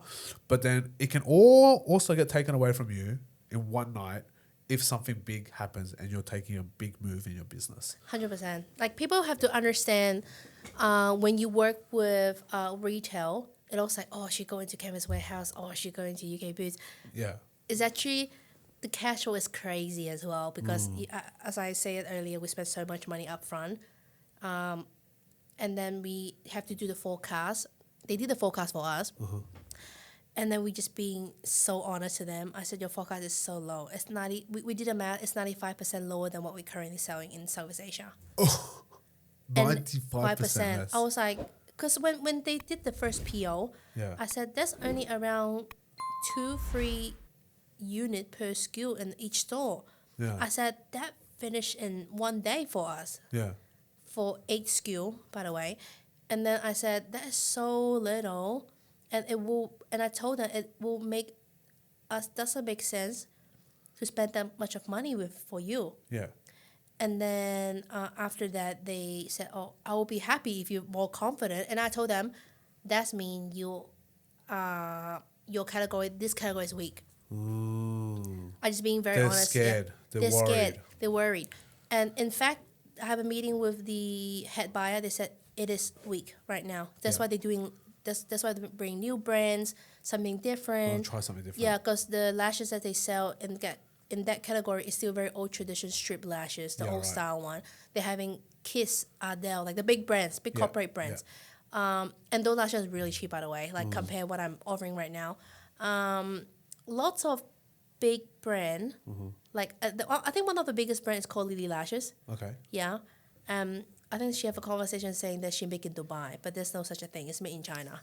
But she probably repackaging, bring that. Yeah, It's probably not- repackaged in Dubai. Yeah, but it's not made in Dubai. That's There's right. no manufacturer. I mean, they have probably, but yeah, but it's not. There's lots of big brands actually doing lots of lying and stuff. I realize Of course, a lot. they're always trying to dodge the tariff, right? Because they're yeah. dodging tariffs, and this is the dark side of the corporate industry. Is Mm-hmm. I would say 95% of everything comes from China. If it comes from made in any other country, 90% of it is done in China, and you move it here to repackage or add an extra Yeah. item to then make it made in X country. Yeah. That's the sort of retail hack Yeah, or the sort of business hack. like my magic glue, I actually have a source ingredient in Korea, in Japan. Yeah, wow. Yeah, but it's made in China because Yeah. the end station is in China. Yeah. Yeah, And also the technology in China is just so good now. it Like, is it's just really crazy. good. Like when I go to Korea, I will have to say their factory is not as good as China right now. No, I don't think anyone's factories are as good as China. Yeah, China Anyone is that has crazy been there, good. It's crazy good. It's You see, insane. it's so much difference. Yeah, from and I'm back- going next month as well. Okay. I'm going to Guangzhou next month. Okay. So I'm going to go visit my factories. Yeah. But yeah, it's like when you go and do factory tours, and if you're a business owner, e-commerce owner, I highly recommend building a good relationship with your manufacturer Yeah. and going to tour the Yeah, facilities. the service is good too, by the way. Oh, the so good. service And they is so take you to good. dinner. Yeah. They pick you up from the airport. Yeah, everything. do all They of send it. you back. You don't need to organize. So when I go to UK, especially, I have Yeah. to do everything by myself. I have to pay accommodations. My manufacturer pay my flight. Really? Well, you make them so much money. I mean, that's oh why. yeah. He bought me another watch before as well. Yeah, yeah. wow. He thanks to me because when with him, Yeah. he was actually a very small factory, Wow. and I help him get all the license that he needs for international standard. Yeah. He will appreciate it because we taught each other because when I for Magic Glue I changed the formula compared traditional eyelid product. Yeah. He's a cosmetic engineer. Yeah. So when you work in makeup or skincare, whatever, you need to work with a cosmetic engineer that help you develop The product. Yeah. Yes, and then he thanks me a lot to make his factory to make money, obviously, and also learn about a lot more outside world. Because if you go to China, you realize lots of manufacturers actually do not do international order. That's right. They're still doing China to China only. Yes. Because China's such a huge consumption base. So huge. People think that you're in Australia, you make $10 million a year. And that's great. You got a good business. Yeah, Don't get me yeah. wrong, $10 million a year is still great. In China, $10 million is It's like nothing. per hour. It's Literally like on their TikTok lives or their Douyin live. Yeah. It's like $10 million an hour. Yeah. That's like normal. Yeah. Now when you take me back this one, we back in the days, I think it's around 12 years ago, my family did, Tmall. Okay, Tmall, We yeah. did a live stream because we do luxury perfume like that. And then in 1 hour, we did 60 million Hong Kong dollars. And then I tell you what, we earn money, but only like 1-2 million because there was so much return. Yeah, wow. They have like return that doesn't need reason. Oh, yeah. Right? No reason, and they can return. They And return it's to free you. return as well. Yeah, free return, and all of them are broken. Yeah. Someone opened it and used it. Scam, It was yeah. a lot of scam, crazy, and it is great business if you can do stuff in China, but only when you have so much capital. Yeah, you have to have a lot of capital Lot so of that you capital can to sell a shitload of things. Yes. So right now, even our product gonna be in China as well. Yeah. I'm entering China market right So now. you're going back into China. So I did another way because entering China is not easy, but to make it worth it is I collaborate with Pokemon, okay, and one of the platform I won't disclose because it's a very big platform too. They brought they're going to buy 100K unit, but Wow. only exclusive sell on that platform. That platform, yeah. Yeah. But to enter China, once again, you need to work with IPs. Yeah. Whatever, like Pokemon, Labubu, Yeah, yeah. whatever. Because if you do like this, it's copy straight up. Oh, yeah, instantly. Instantly. Like 5 they minutes, have gone. it. They have it Yeah. anyway. Yeah. Yeah, so you need to work with those to protect your brand. Of course. Yes. Wow, so 100K unit PO. Do you still offer them 62.5% off retail or more? My retail price is lower, so we only do 55. Oh, so Yeah. even less discount for them. Yeah, because my retail, because Oh, your retail I came make down. another product with the IP and stuff, it's a okay. lot cheaper. Yeah, gotcha. Yeah, you can't sell $100 lashes in China. China. You No have way. to sell. I think a box like this, maybe in China, is maximum 60 RMB? 100 RMB? 60. 60 is a max. RMB. Maybe yes, maybe 10 Australian dollars. Yeah, 15, 10, 15. Yeah, but if I 15, sell 10 in Australia, I can't make money. Oh, no, because no so way. expensive. You get this into Australia Yeah. for maybe like, it would cost way more, Yeah. just to sell it here. There's no way you Yeah. can sell it. If you sold this for 10 in Australia, you're gone. Yeah, Finished. you go to AliExpress then. See I'd you rather you later. go yeah, AliExpress. just go buy off AliExpress. Like the Yeah. packaging alone, like this is not even like listen to this. This is not paper. This is plastic. Yeah, you know, it's a lot more expensive. It's plastic. It's holographic. It's got reflective text. The packaging alone is already expensive. Yes, I can it tell, is. right? Obviously being, Yeah. And then inside is hard plastic case Yeah. as well. So It's a lot expensive. if you want to sell this for $10, good luck. I don't know. You're making maybe like 10 cents per product. yeah, There's and no like a point. lot of people complain about the price point is expensive. Like we can't sell. I hope I can. Yeah. If I sell 100K unit a day, why not? Yeah. $10, but As it's a small not. business, we Yes. can't. Like, I wish I could sell my stuff cheaper. Yeah. But the problem is, I don't have the volume, or Australia in general doesn't have the volume for me to sell it cheaper. Yes. If I was an American company and I was selling at American volumes Yep. and I expanded into Australia, maybe I can then cut 20% off my Yep. retail to Yep. sell here. Yep. But if I'm doing the other way around, it's actually a lot harder because 100%. Australia just doesn't have enough volume for us as an economy or as a business to be at scale so that we can get our cogs down and also bring the pricing down for the product. So It's really hard. yeah, if you want to buy things for cheaper, actually spend more money. Stop being stingy. That's the way. Yes, That's the only yes. way business. Can Sometimes bring you're also prices down. buying the quality. Yeah. Like, when you talk about quality, I actually did something very silly. I just texting how other corporate works Yeah. and deal customer service. And I sent a message to Lily Lashes. I said, "Your retail shelf is so dirty. I don't want to." I actually took a photo in Mecca. It was so dirty that I can't. I tell you what, there's another thing for retail. We actually hire someone to go to each store to clean our product. Oh wow. Yes, the dust came in so fast because all open doors. Oh yeah, that's right. It's all And on the it's street. so fast. Yeah, and then I sent a message to Lilas, but they never replied me. It was so dusty. I said like, "Oh my god, who people gonna buy it? 'Cause it's so dirty." Yeah, it looks dirty. It looks like dirty. it's not moving. I know, and then, but they actually did. I think you know what? When it's too big, Yeah, same. they This don't is care. something, yeah. And then I was always trying to know the problem when customer come to me. Yeah. How this corporate gonna fix it? Yeah. And a lot of them just stand so strong that they won't do a refund. But for me, I just refund it because there's no point arguing with you anyway. That's true. Yeah, I don't like we have not much refund, but what we do as soon as I have it, you know what? Okay, we're sorry, and then we even give them free gifts. Yeah. I said pick something on our website, try another style like Yeah. that. Yeah, But what that's we do. good. That's really good customer service. Very rare nowadays because a lot of people they just they won't do it. You know? Yeah. It's just very difficult. And people who don't know business also don't know that when a customer wants a refund, for example, you lose out on obviously product cost. The chargeback is crazy. And a chargeback. Oh, don't even start on chargebacks. Chargebacks, people who don't understand. So I want to share it. Sorry, when gosh. I went so viral, yeah. 1 month, $40,000 chargeback.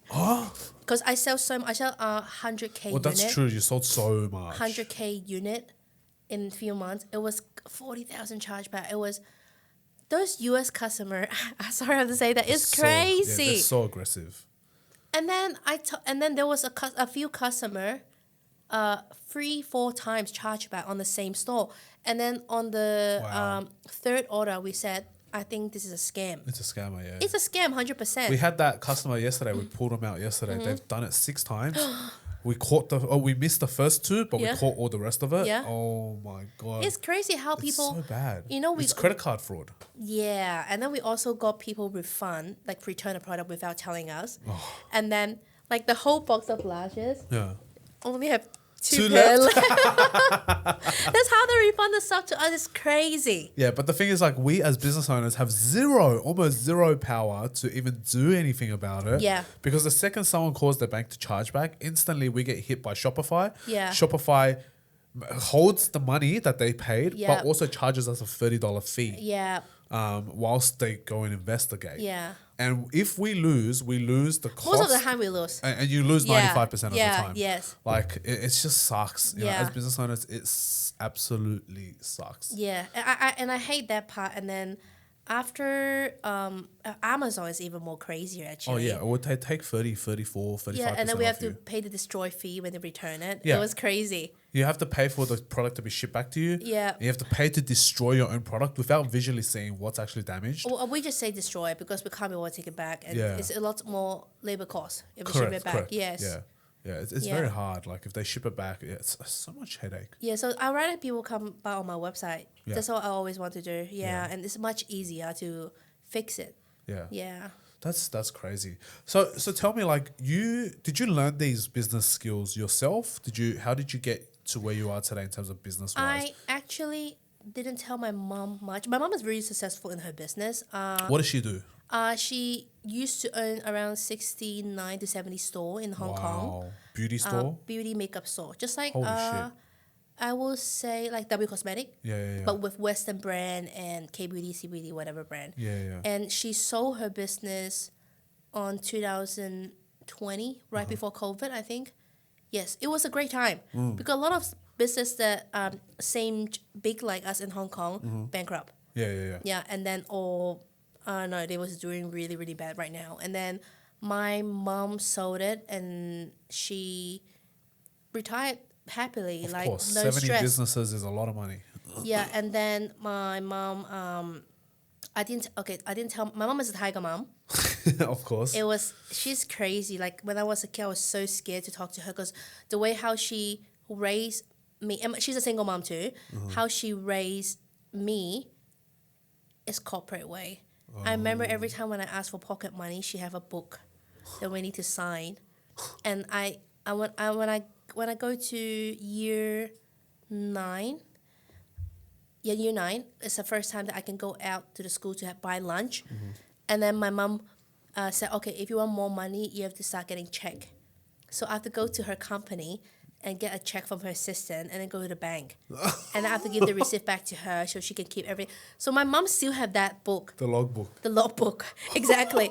Just to show me, she said, oh, this is how much you took from me from all year long. Pay back now, interest. Oh, and when you talk about payback, we just never pay back. But but this is the way how she do it. And then I remember when I wanted to watch a movie and stuff, my mom always accompany me when she can, and like her assistant to book. It's weird that you have to go back. It's your own mum, but you have to go for assistant. Because she was so busy, so I'll always leave a message for her. That's crazy. Because she got 1,000 employees. Yeah. And she got makeup school, cosmetic school, and then retail in China. It was so busy. And now I finally understand, back in the days when my mom like showing up with a straight, like a happy face, positive face when she go, is actually really hard. Because sometimes especially that period of tariff, my husband just want to talk to me, but I was in a really bad mood because my brain is just You're just thinking about the blank. problems. You're stuck on the problem the whole time. I get it. Yeah. Same thing. Yeah, and it was so stressed that I walk my dog. I didn't bring my phone and everything. I just drive and go to the dog park and walk my dog. I just want to... Just peace. Because... For half an hour. Yeah, throw the ball, because usually I walk my dog at nighttime. I will bring my headphones and I start calling my operation. I say, how was the day? Can you tell me? Yeah. And then when I'm walking the dog, I'm still working. But now I just remove these habits. I just don't bring anything. I just walk my dog alone without doing anything. Because I feel like having dog also, you don't want... They die so fast, 10, 12 years. Yeah. I don't want to spend less. I feel bad. So that's why I just don't do anything and have more peace time for me and the dogs as well. And back to my mom. She very successful on her business, very stressful because too many people to manage. 1,000 is crazy. Now I finally understand. And like we struggle with like 10 people and then half of them do our heads in, Yes. Like it's crazy. And now my team expand. We got 38 people right now. Wow. I go crazy too because a lot of them are virtual assistant. I got 8 employees in Hong Kong, and the rest is Indonesia and Philippines. I go nuts too sometimes because I don't know, people, because it's virtual. They don't understand sometimes what we're telling them. Then they do the instructions wrong. And it's hard because you have to call them. Like I'm the mom who taking care of them. But as soon as I have my operation a year ago, it saved me so much stress about maintaining because I don't want to deal with them. If when they need to talk to me, it's something really serious that I need to talk to them. And my mom, and back to the story to my mom is I didn't tell my mom I was doing this until I make my first 4 million. Yeah. Because I know what she's gonna say. Go work. Yeah. And so what's that? You just made $1 million. Whatever. I do that a week. My mom was so happy that I make that money. She started telling people about it, but also, I think Asian mom was just like this. She said, "Oh," and then one day before I left Hong Kong, like yesterday, she told me, said, "You're not smart enough." She suddenly tell me like that. You only smart enough if you make more money than me. Oh. She tell me, this is how Asian mom works. It's very toxic. Yeah. But she loved me very much at the same time. Yeah. She said, "Oh, you shouldn't do like this. You're not smart enough. You shouldn't make decisions. You're so slow."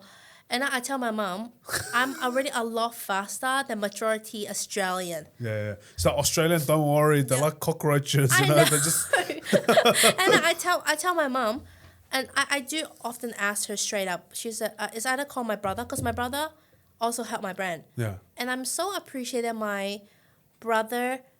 Is he the one on the photos you put, like the good-looking guy? Oh no, the good thing is my CFO. Oh, There was so many. Girls in my company loves him. Yeah. But he's so handsome. He's not gay, is he? He's not gay. He's okay. He's straight.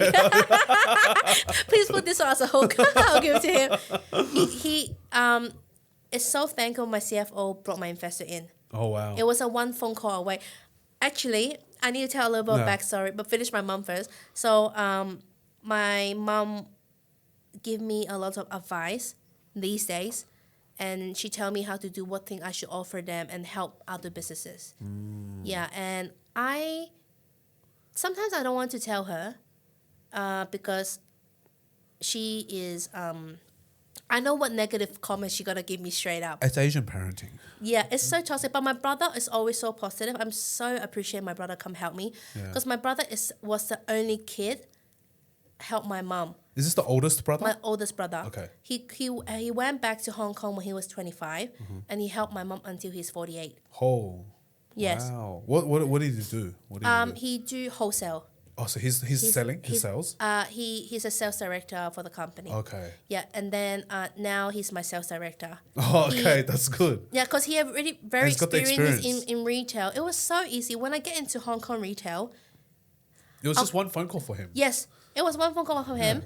And also Malaysia and Singapore, it was all one phone call away. And then when I bring my investor in, I said, I actually don't need your money. But that was before tariff. Yeah, and I that's why I tell you, everything happened in the right time. Yeah. And when I take his money, I said, if you want to invest, I need your connections. Yeah. And I need one phone call away because I don't want to go in that route because get into retail, I know the USA deal took us 8 months. Yeah. And I pay 8-month broker fee. Retainer, broker fee, yeah. I think I spent 79K at the end. Oh, actually, I forgot. I paid That's 8 months before commission. before commission. Yeah. And I think I didn't pay all. I think I paid 6 months or 8 months. I forgot. Yeah. Because I didn't want to pay after. They chased me. They even find a creditor to chase me the remaining wow. amount.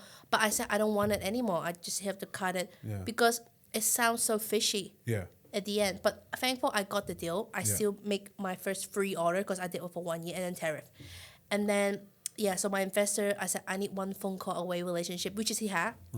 Yeah, and I actually got 2 investors. The major investor was the other one is his best friend.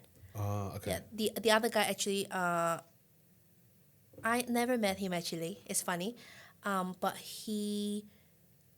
I think from what I heard of, he is the guy who owned the licensing of Richard Mille watch. Oh. Or the cousin, I forgot. In Singapore? In Singapore. He's a Singaporean. That's that would be Mark's May's dad.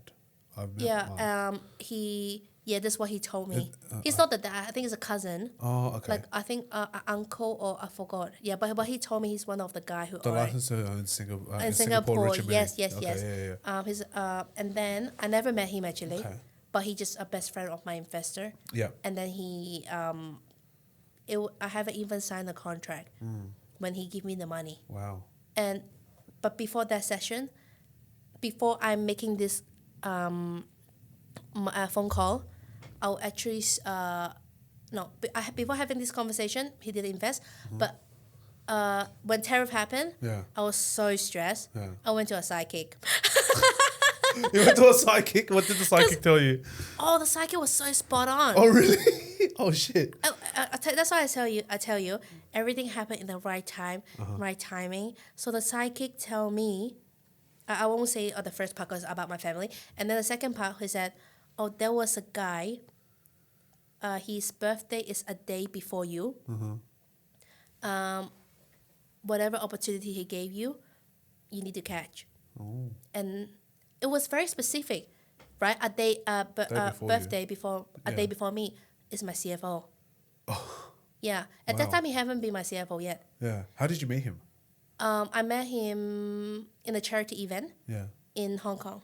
Oh, wow. So back in the days, I was in just people who study overseas. They go to international students. But and I met him when he was 16. Actually, a very long time ago. Oh, wow. Yeah. So and then he said whatever opportunity that guy gave you, catch it.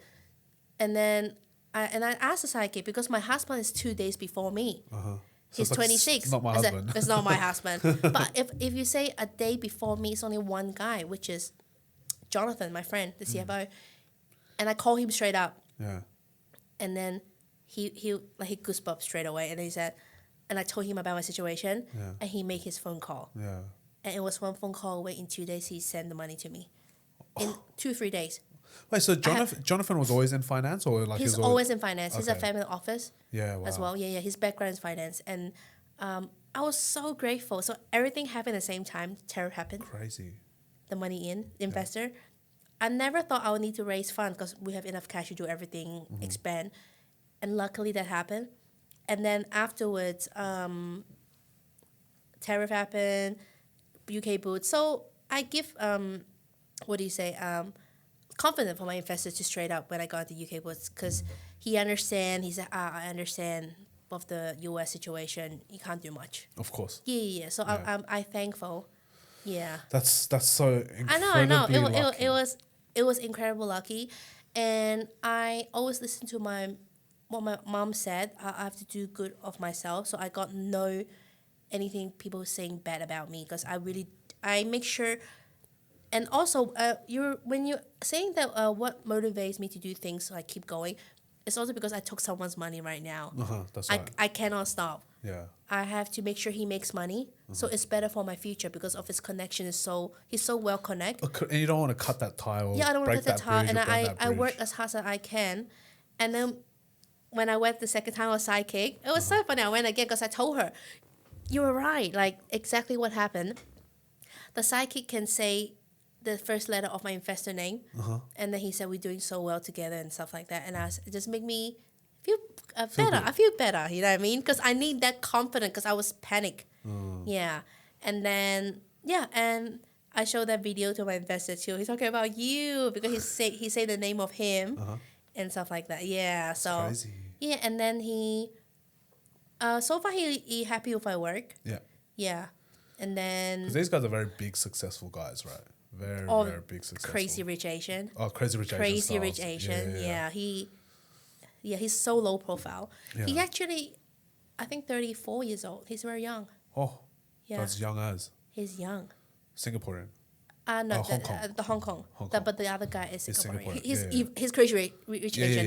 I no think doubt. I know who you're talking Yeah, about. yeah. Yeah. If you're saying like the owner of the Richard Mille Yeah, license in Asia. in Yeah. Asia, I know who Yeah, you're yeah, talking about. Their family is literally one of the Crazy Rich Yeah, Asians. he's top 1%. Yeah. Yeah, It's insane. Crazy yeah. family. And- Great people. Great Yeah, people. I absolutely never amazing met people. him. He's just so busy. But I always met the Hong Kong guy. Yeah. Yeah, and Because I've met his daughter. That's why. Oh. I've met his daughter. Single? She's cool. No, she's cool. She's in the watch game. Or no, she's not in the watch game. She's an influencer. Okay. In Singapore. Okay. So yeah, she's doing really good. Like she's very creative, very switched on, very smart girl. So Yeah, okay, so you that's can good, tell yeah. that family is very very incredibly talented. yeah, I mean, he did share a little bit of success story from the Hong Kong investor. He said he did something that no one else did. That's why he got what he have right now. 100%. Yeah. 100%. And it's always like this. And same as I did it for my brand, the sales team. I'm sure lots of e-commerce do not have a sales team. I agree. 100%. Yeah, who call to the pharmacy? Hey, we got high Yeah. margin stuff. That's so hard. It's It's very funny, hard work. right? It's Like very we hard do work. it, and then we do cold emails. We send around 250 to 300 emails a week Wow. to all corporate, Wow. and we got right now we got around 500 corporate company responded to us, and we always keep sending newsletter. Wow. If reject me is fine. As soon as That's reply me, I won't go to spam anymore. yeah. That's right. That's right. I just need that respond. Yeah. And then because we're going to UK Boots, it Was that brings off a cold email, UK Boots, or was it? cold email. That was a cold email. Yeah. And we sent from March, April got a response. Wow. And then May. And then June, confirm PO. May we have one meeting. Wow. Yeah. And That's it was incredible. very, happened so fast. Yeah. And then we keep pushing their forecast so we can make more stock just for them. Because we changed a little things on the box. And then you know what? All the boxes like this. I don't want to be like 5 version of box. That's right. Yeah. And then I think cold call email still works. Phone call and email still works. And it works for us. Yeah, and as I said, even one shot, we still do it. Because Even if they want just 10 units, you'll sell 10 I'll still do it. Okay. Yeah, why not? Crazy. It's still That's true. money. That's true. Why That's not? true. I can do 100 store for 10 unit. Why not? Yeah. I- What I- about one store for 10 unit? Would you do? I'm fine. Oh, wow. I'm fine. I still do it. Yeah, I still earn money. That's It's still true. profit. That's true. Yeah, and then as I said, I want Char Cosmetics become an easy accessible brand. Yeah, I don't need to be. I have to be in Sephora and Mecca. When we pitch to Sephora and Mecca in cold emails, they say it's not for them. I know it's not for them, but I just think you'll respond, Yeah. right? And so when I build my other brand, Chamatic, I can show you further later. It's a lot more high end. It's so different. That is for Mecca and Sephora. Right. Yeah, so I just building relationships so they know who I am. But I also have to say, the turnover for buyers rate are so high. Really? Yes. So it's a new buyer like every couple of months, right? I would say maybe 6 months. A lot of them are gone. It's a stressful. It is a position. stressful role because they got KPIs as well, right? Oh yeah, 100%. Yeah. And if they buy a ship product for a big PO, see you later. Oh yeah, yeah. You lost a lot of money. Yeah. Yep. So that's why I'm so grateful that I built sales team. It's expanding Yeah. right now because we saw the formula at work. Yeah. And this is only work for white country.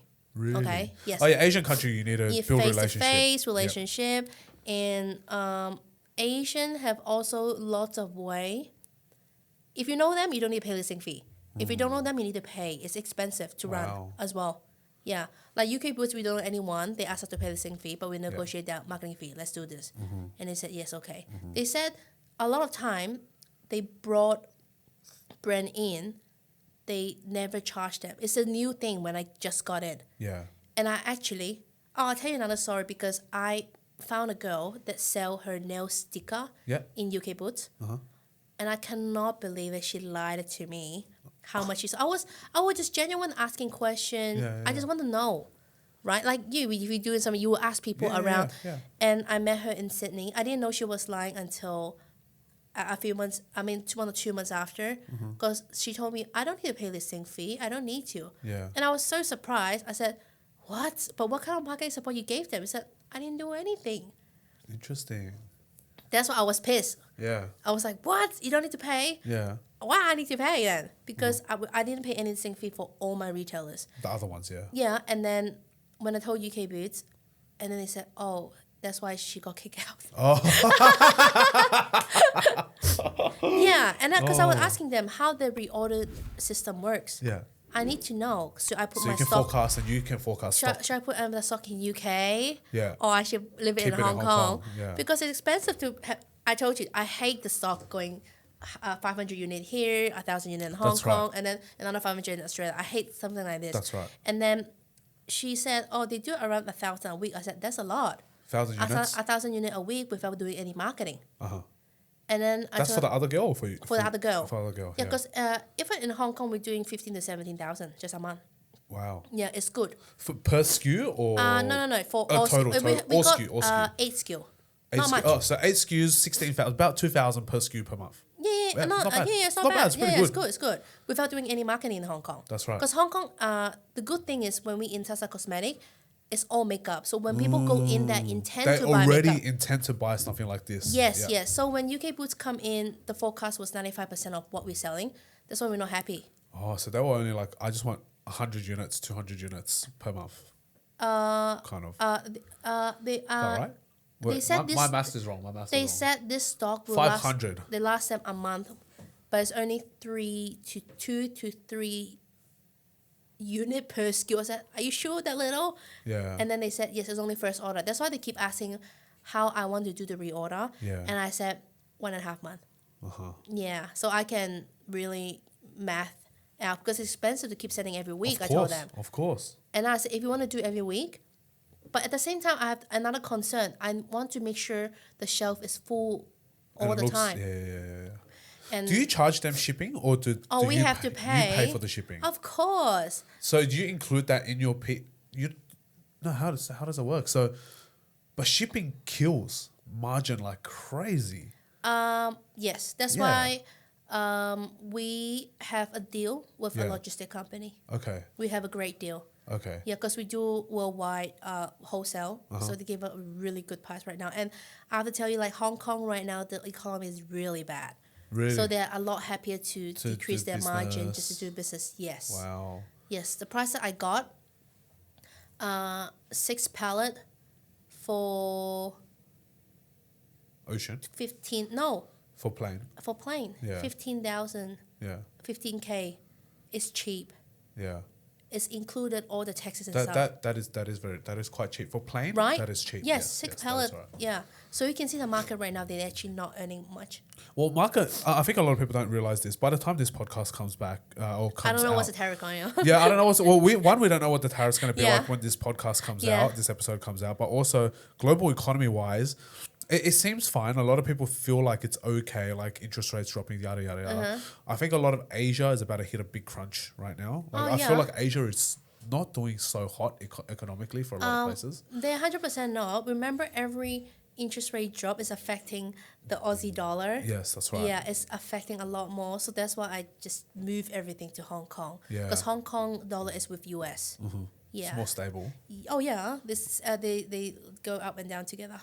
Yeah, so I don't. So even in UK boots, we don't charge pound, we charge US dollars. Yeah, yeah, yeah. Yeah, so Interesting. when you do worldwide business, you must charge US dollars. That's what I suggest. So it's crazy. You don't get Aussie dollars. Oh, that's shit. Yeah. Aussie dollar shit. Aussie dollar shit. That's correct. Yeah. Correct. So Yeah. you converted all your Aussie RRP pricing to US RRP pricing, When and then you calculate based on that yes, I will do a set price. I always mark it slightly higher in USD. in USD. Yeah. And then this is the best way to quote, but you also need to make another price list on their in their currency. Oh, okay. Yeah, if a Hong Kong dollar, you go for Hong Kong dollar. And then pounds, you got pounds. Yeah, yes, you have to tell them how much you should sell. Yeah. Right. Yeah. Gotcha. Yeah. So that's very interesting. A lot of people don't think about this. I think a lot of e-commerce Mm-hmm. people don't think about this. So this is incredibly important to be prepared, especially going to have your different currency conversions, but also like work out your margins so you don't get smashed, and work out your supply chain prior to even, going in. There's a huge component to it. I think a lot of people see e-commerce as, just have a product, market it, sell it through, and you'll make a lot of money. But then once you It doesn't work in, like that. yeah. Once you plug in the retail factor, the operations team has to be so strong. Yes. Because if one thing breaks, you're not breaking a couple of units, you're breaking hundreds, if not thousands of units at a time. Mm-hmm. If you're missing volume, then it's a 6-week buffer period for your production team to catch up. So you have to be really accurate, really good at And this. it's a lot of QC need to do. Yeah. A very small detail you cannot believe that you need to care about. Like, again, I have to talk about boots again because their instructions very strict. Yeah. They basically said if it's not correct, they will return it to us, the whole thing. Wow. So we have to make sure it is correct. We do so much work for That's that crazy. one. And even though with the checklist, there was one more thing that it was wrong because we used the palette, we used a plastic one. Oh, they don't It's want wrong. That. They want the timber one. Yeah. Yeah. Because they, for recycle purposes. Yeah. So, and again, we have to waste stupid money, 1,500 to change. And all sorts of also, the Euro palette is a different size to the Aussie palette. And the Yes. US palette, I think, is also a different size to the Aussie and Yeah, EU so palette. a lot of things that People need don't to think do- about. People don't think about at all. And we first time doing, cause it's so different when I do for US. US was doing with Hong Kong, it was fine too. And then but when you do UK, Europe standard is so different. Yeah.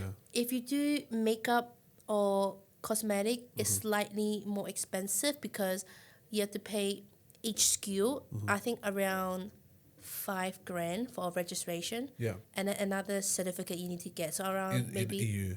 Oh, in EU. UK. UK and EU is separate now, so you Yeah. need to get Both. so 4 certificate you need to get. So you need a certification for this one? I did that And- one at the end. Yeah. But- do you need certification for lashes? Register. I need to register. Register. With like a UK. I think called UK CPNP, something like that. Yeah. Yeah. In the UK, so each SKU you have to. Each SKU. So it's annoying we have so much SKU. It's expensive to do it. That's right. Yeah, so- you got to register with the. Well, why do they make you register this? Because it's a cosmetic product. Is that why? So lashes should not do it. It was lots of mixed information. That's what I mean. Like, I feel like the registration and all of that is so confusing. It's so sometimes. confusing because we actually asked a couple of agents, they rejected Oh, in China. oh wow. It's cheaper to do in China, by the way. Yeah, Australia yeah, is of so course. expensive. And the guy who called me in China was only 2,000, but the Australia was like 4,500 per skill. To register. Yes. So I do it in China. And then a lot of them rejected because they said adhesive, because the magic glue is adhesive product, you don't need to do it. But in UK, Boots come back to us and said, you need to do it. But somehow one agent accepted our application and he did it. But on the website said adhesive glue product, you don't need to do it. I don't know. For importing. Yeah. For importing. Oh, Yeah, so what it's the very hell? confusing, but I don't know how he get it. Anyway, we got it anyway. Yeah. So that's the thing, yeah. So Sometimes it's so business- messy. It's so messy. There's no set system. That's why I think every government's different. Yeah, Or the legislations are different. How people interpret these legislations Yeah. are also different. yeah. So it's a bit confusing sometimes. I think It's very yeah. confusing, yeah. Business is a game of just putting up with all these problems that come up with, and then hopefully you figure it out as you go and the right people come along the way as you Yeah, go. And 100%. Yes. So what's trained all your resilience? I remember your story. You talk about your father as Yeah. well. Your mum is a tiger mum, extremely successful. Mm-hmm. She would have had a very, very successful exit in her Yeah. business. Yes. And retired now, which Yeah. is great, fantastic. And so she's given you a big goal to chase. Yeah. It's probably a nine-figure goal for you to chase. Hopefully in 5 years. yeah, Yeah. definitely a 9-figure goal for you to chase. But for your dad, what was the story there? It was a very rough childhood for you. Yeah. Was he there with you in Australia or Hong Kong? Like, what was that He situation? was with me in Hong Kong. He was very strict for my education, everything, very strict. I have to get 8 grades. Typical Asian parents. Yeah. And I just couldn't get it. I Yeah. try. I just not good at study the whole time. I didn't study so hard. I did study hard when I was a kid, but I don't know. I don't understand. But my father, because my parents spent so much money on tutorial, tutor every day after school I have to go. I back home at 8, 9 o'clock every day because I finished at 6 o'clock. The school was 12 to 6. It was a PM school. Okay. Yeah, and then after school activities plus tutoring, and it was like this every day. So I was talking about 20 years ago. My mom spent 2,000 each month just to send me to tutoring. It's expensive for 20 years ago right. because it's 3-4 hours constantly doing homework and stuff. But I just not good at it. I don't know why. I just not good. But I did study really hard when I go to uni because I have no choice. I want to finish it. Of Yeah. course. And What did you study in uni? business law and economics. Oh, okay. Yeah, and my father, the way he showed love is so different. I think it's also Asian parent. They never say I love you, but in action wise, they care about you so much. And he definitely a person that get triggered so easily, even to my mom and me. So it's like an angry Asian dad. Yes, very angry all the time, and I will never forgive him because the way how he treat my mom is Yeah. not acceptable. Because now I understand how hard to run a business, and my mom business is like 20 times bigger than mine, Huge. and the stress is crazy. And imagine your husband is crazy like this at home. How stressed is it when you go back home? Yeah. Right? It's like if I had a crazy wife, it'd be the same situation. I know Yeah. exactly, and then when you go home, I want to feel the support Yeah. from the partner. Like house is, even the house is messy. I'm fine because I'm a messy girl, Yeah. and because I got 2 dogs and a kid, it's actually very hard to keep the house tidy when Super the kids. clean, Yeah, and so that's why now I understand my mom actually was dealing a lot of stress Of course. with my crazy dad at home. And Was then he a business owner too? Or he was a business owner. Oh wow! So what was he doing? But he was doing manufacturing bottle caps, Okay. makeup bottle caps to Yeah. be specific. And he actually a orphan. Wow. He got adopted to French when he was 6 years old. To France. Yeah. Oh, wow. In Paris, so he speak a fluent French. French. That's how my mom actually met him in the beauty expo in In France. Oh, Yes. what's the big one in France? The Cosmo Max. I'm not too Cosmo sure. Prof, I think it was. I'm Or not, Cosmax. I'm not too Cosmax sure and which Cosmo? one, but Yeah. because back in the days, my mom do business with Europe because that 30 years ago was trending on European skincare product. Yeah. So like fun fact, my mom actually brought wax hair remover. The first person who bring that to China. Oh. Yeah, my mom brought that product to Wow. China. So it was made in Italy back then, yes. Crazy. And then my mom makes so much money because it was a very new thing for Chinese to remove the hair. To wax, yeah. Because people only maybe shave, probably, back in the days. But my mom bring that wax Wow. to from Europe to China. And then this is how my parents met. And my mom was...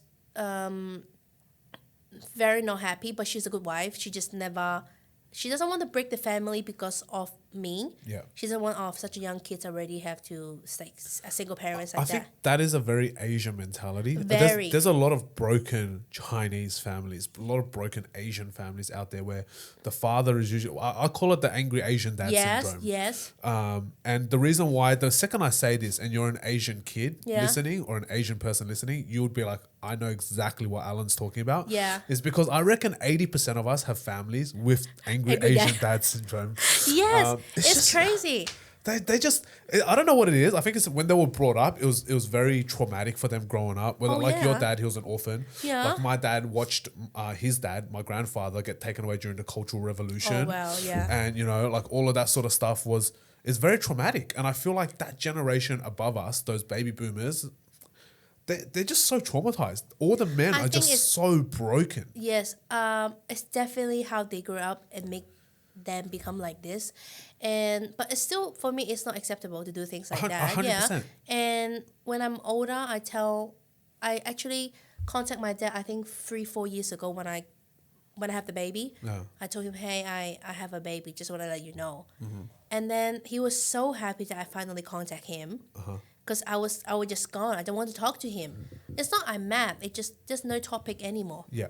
I never say, oh, I don't forgive you. I never mention, but I just don't want to see him anymore. When did your parents kind of like split? When I was, I think 8 or 9, Okay. it's because he hit me Yeah. like nuts. I was in the hospital for 2 to 3 months. He hit you that bad?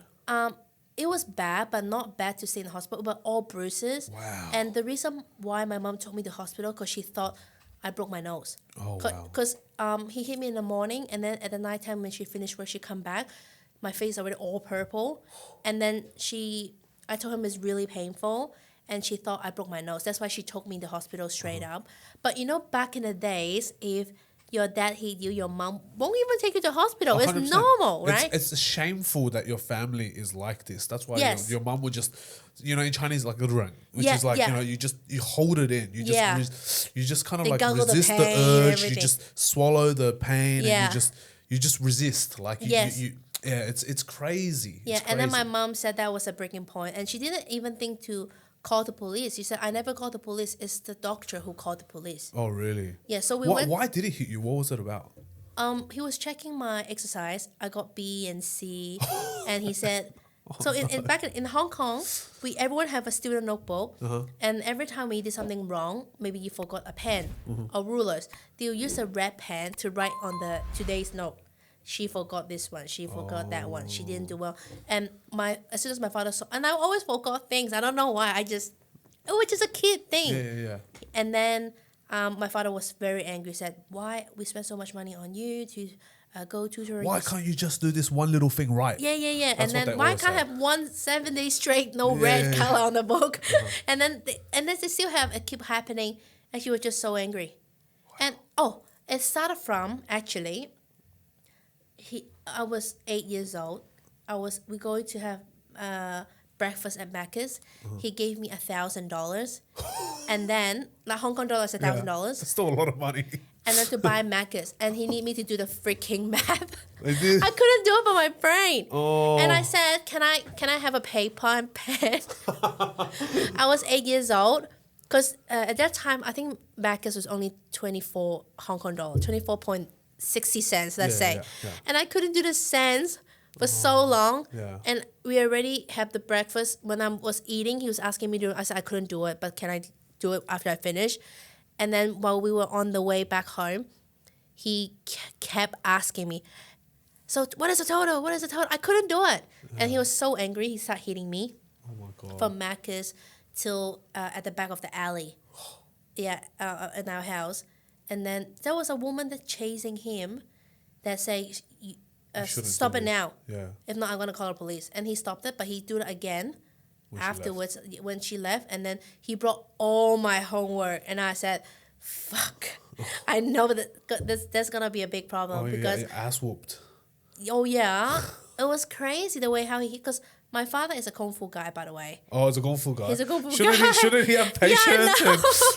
Shouldn't he have You know what, calm and spirits? So he when he was in Paris, he was one of the gang member. Oh wow. So he was naughty teenager. yeah, Okay, in his 20s, and then he met a guy from Hong Kong who was escaping from Hong Kong to Paris, but that guy need to make a living. Yeah. And my dad pay him to learn kung fu.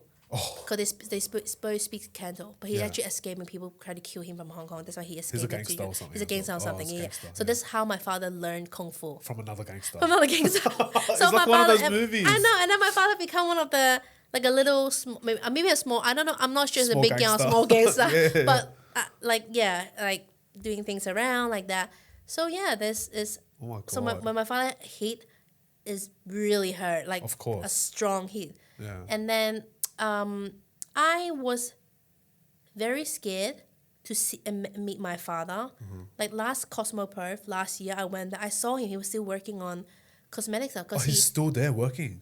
he's working as a translator now because Oh, he speaks wow. fluent French. Yeah. And he can speak Cantonese and English? No. Just- English, so-so, just a So-so. French English, yeah. Oh, yeah. And then he speak Mandarin, Cantonese, French. I saw him. I ran. I ran didn't because say I was hi? so scared. I don't want to say hi to him. I was so yeah. scared to see him, not because I am. It's like facing your fear, Of course. right? Like you wouldn't want to see your ex-boyfriend or girlfriend anymore when you Yeah. broke in the bad terms. You know what I mean? That's right. So yeah, I ran away, and I didn't finish my Cosmo Pro because of that. Because I was my mood was like It ruins your mood. it ruins my mood. Yeah. And then you know what? And I tell my brother because I go with my brother.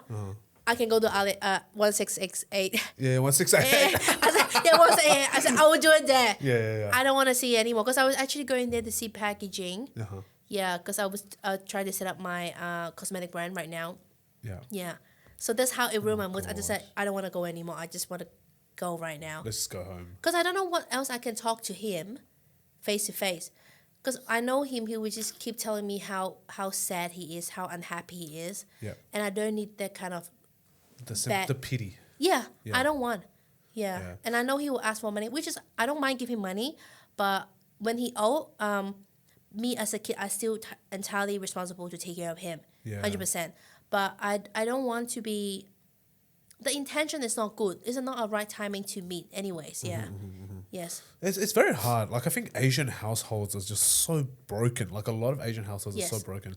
I think a lot of people will relate to that story of yours Yeah. as well. Like because I actually unfortunately have a great relationship with my parents. That's good. But that doesn't mean I didn't get my ass whooped as well.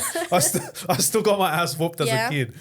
But I think it was needed. Like it's just discipline. And Yeah. my parents had high expectations of me as well. But that's not because they were just forcing me to do certain things. Same thing. I had to do mental maths. Yeah. I memorized all my times tables to 20. Yeah, And I was right. doing textbooks, and I had to get 100% on my textbook, or I wasn't allowed to go to Have you went bed. to Cool Moon? Sorry, Have you went to Cool Moon?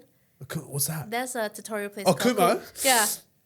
No, Kumon. No, I haven't gone. I didn't go to Kumon. I went there. I was traumatized. I Oh, was really? traumatized. We were poor growing up, so we couldn't afford tutoring. So Okay, all okay. of our tutoring was books passed down from my dad's friends. Okay. They would give him textbooks, and Yep. then my dad would teach me. Okay, that's so he good. taught me maths. Okay. And then we paid one of their best friends' daughter, who was James Roos. She was like number one at James Roos. She taught me English. Oh, wow. And then that was pretty much my life. Like we had no money.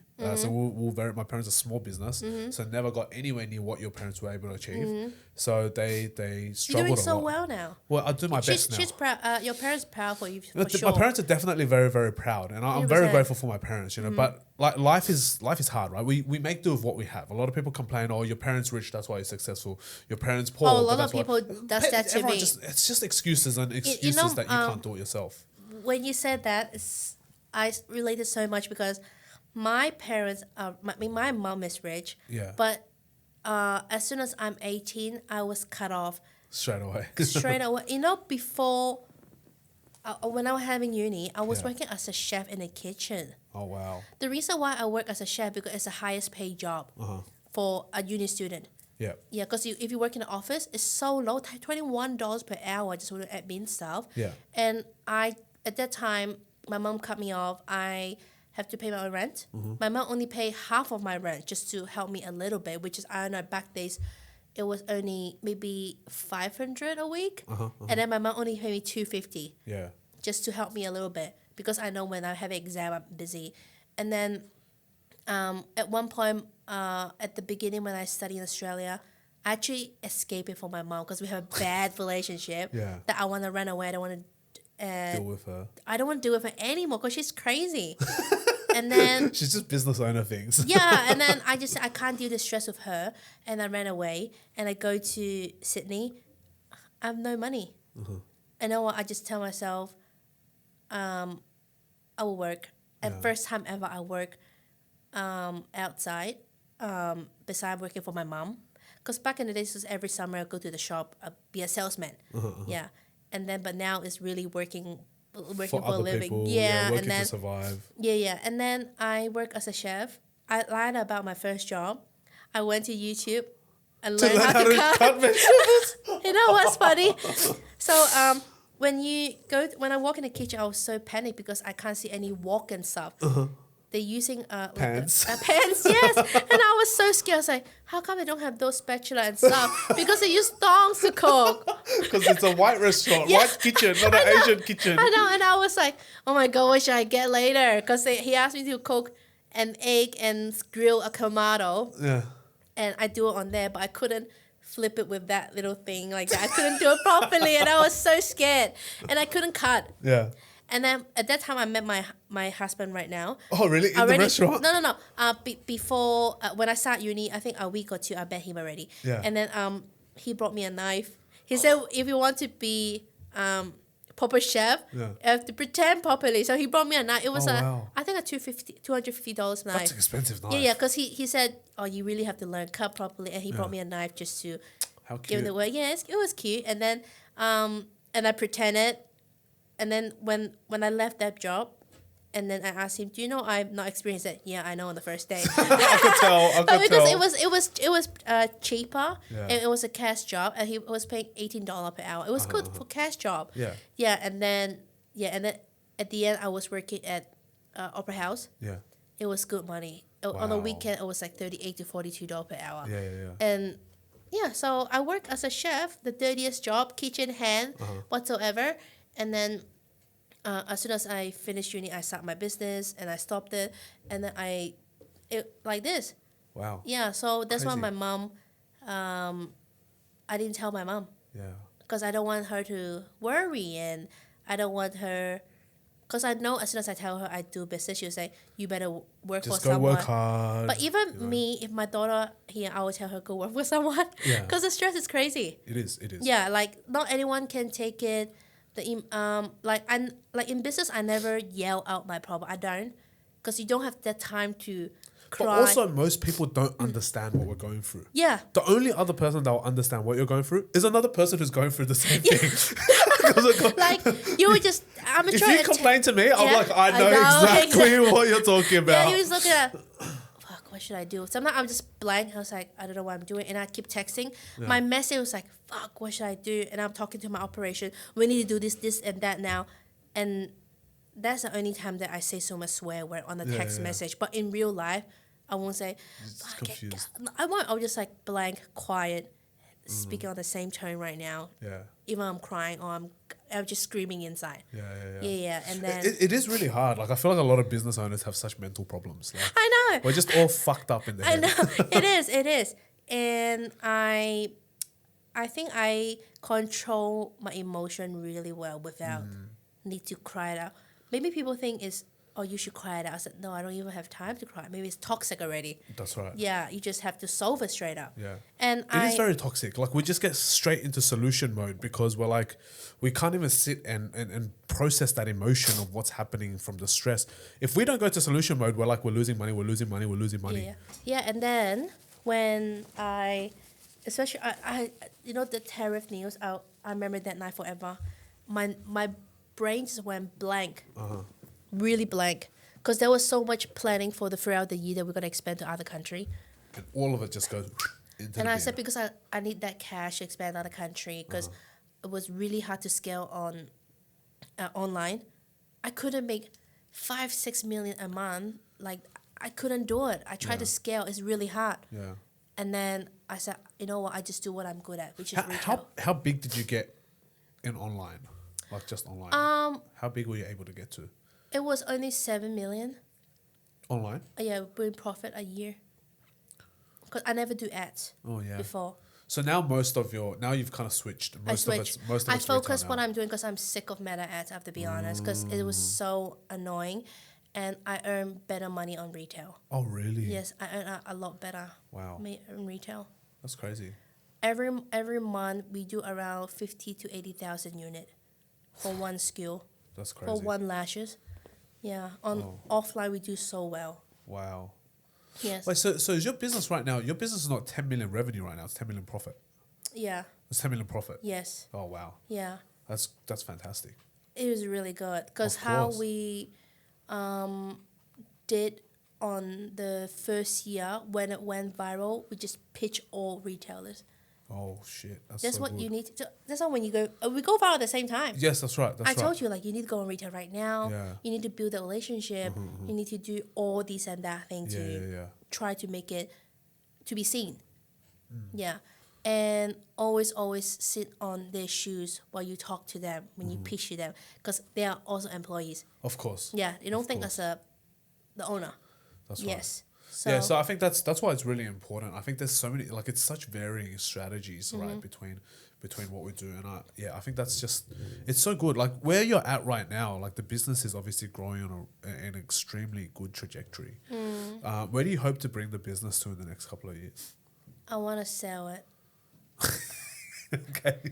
Right 5 now, years? my first, I want 3 if I can, maybe 5. 5 is more reasonable. Yeah. Yeah, and what I really want to do is,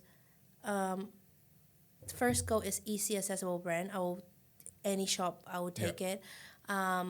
Second is collaborate with as much as IP as I can. Yeah. Yeah, that's my other goal. And third, sell it. Yeah. What do you want to sell for? What's the target? Well, my CFO said I can sell 100 mil right now. Yeah. Yeah. Yeah, you can. And I'm not gonna be greedy, but I'm happy with 100 mil. Yeah, 100 mil. But I want to scale more. Of because Amco Beauty 1.2 billion. 1.2 billion. That's right. I don't know can I do that, but I believe working hard can. And you know what Jeff Bezos said? Stress is coming from you not fixing the solution, and I agree that so much. Yeah. And I feel every time when I solve problem, I feel satisfied by removing my stress away. That's why I told you no time to cry and everything. And I think keeping this mentality to do things, I believe I can scale a lot more as well. Amco Beauty is my goal. Amco Beauty? You'll go for $1 billion? Easy, accessible brand. I really think I can do it. Maybe not 1 to pool, maybe 500. Yeah. Hopefully I can, because as I said, the investors that are quiet, I said I need those kind of relationship that helps me. Do they push you? Do they want you to have a certain target in mind to exit? They for? don't. As soon as they make money, they're happy. Okay. But I have my own target that I think I really think I can do, because I have great design team. Yeah. My team are great. Only the marketing right now is not great. She quit on sudden. But retail is great. Yeah. And especially my family, their own, have their own connections on all retail space worldwide. Right now, we deliver more than 3,000 store. Wow. Is our own contacts for all kind of big to small, medium retail. That's so So crazy. we go into those stores so easily. Yeah, just because of connections. Yeah, wow. Yes, connection is so important. Because recently I just start my other project, which is doing consultant for helping people get into retail by Yeah. building your own sales team. This is yours. Plus using my connection to help them to get into retail. I genuinely do that because I just don't want people to get scammed in money. Yeah. Because I got scammed before Yeah. when I didn't ask my family for help, and I realized it's actually A lot of the companies out there are just scammers.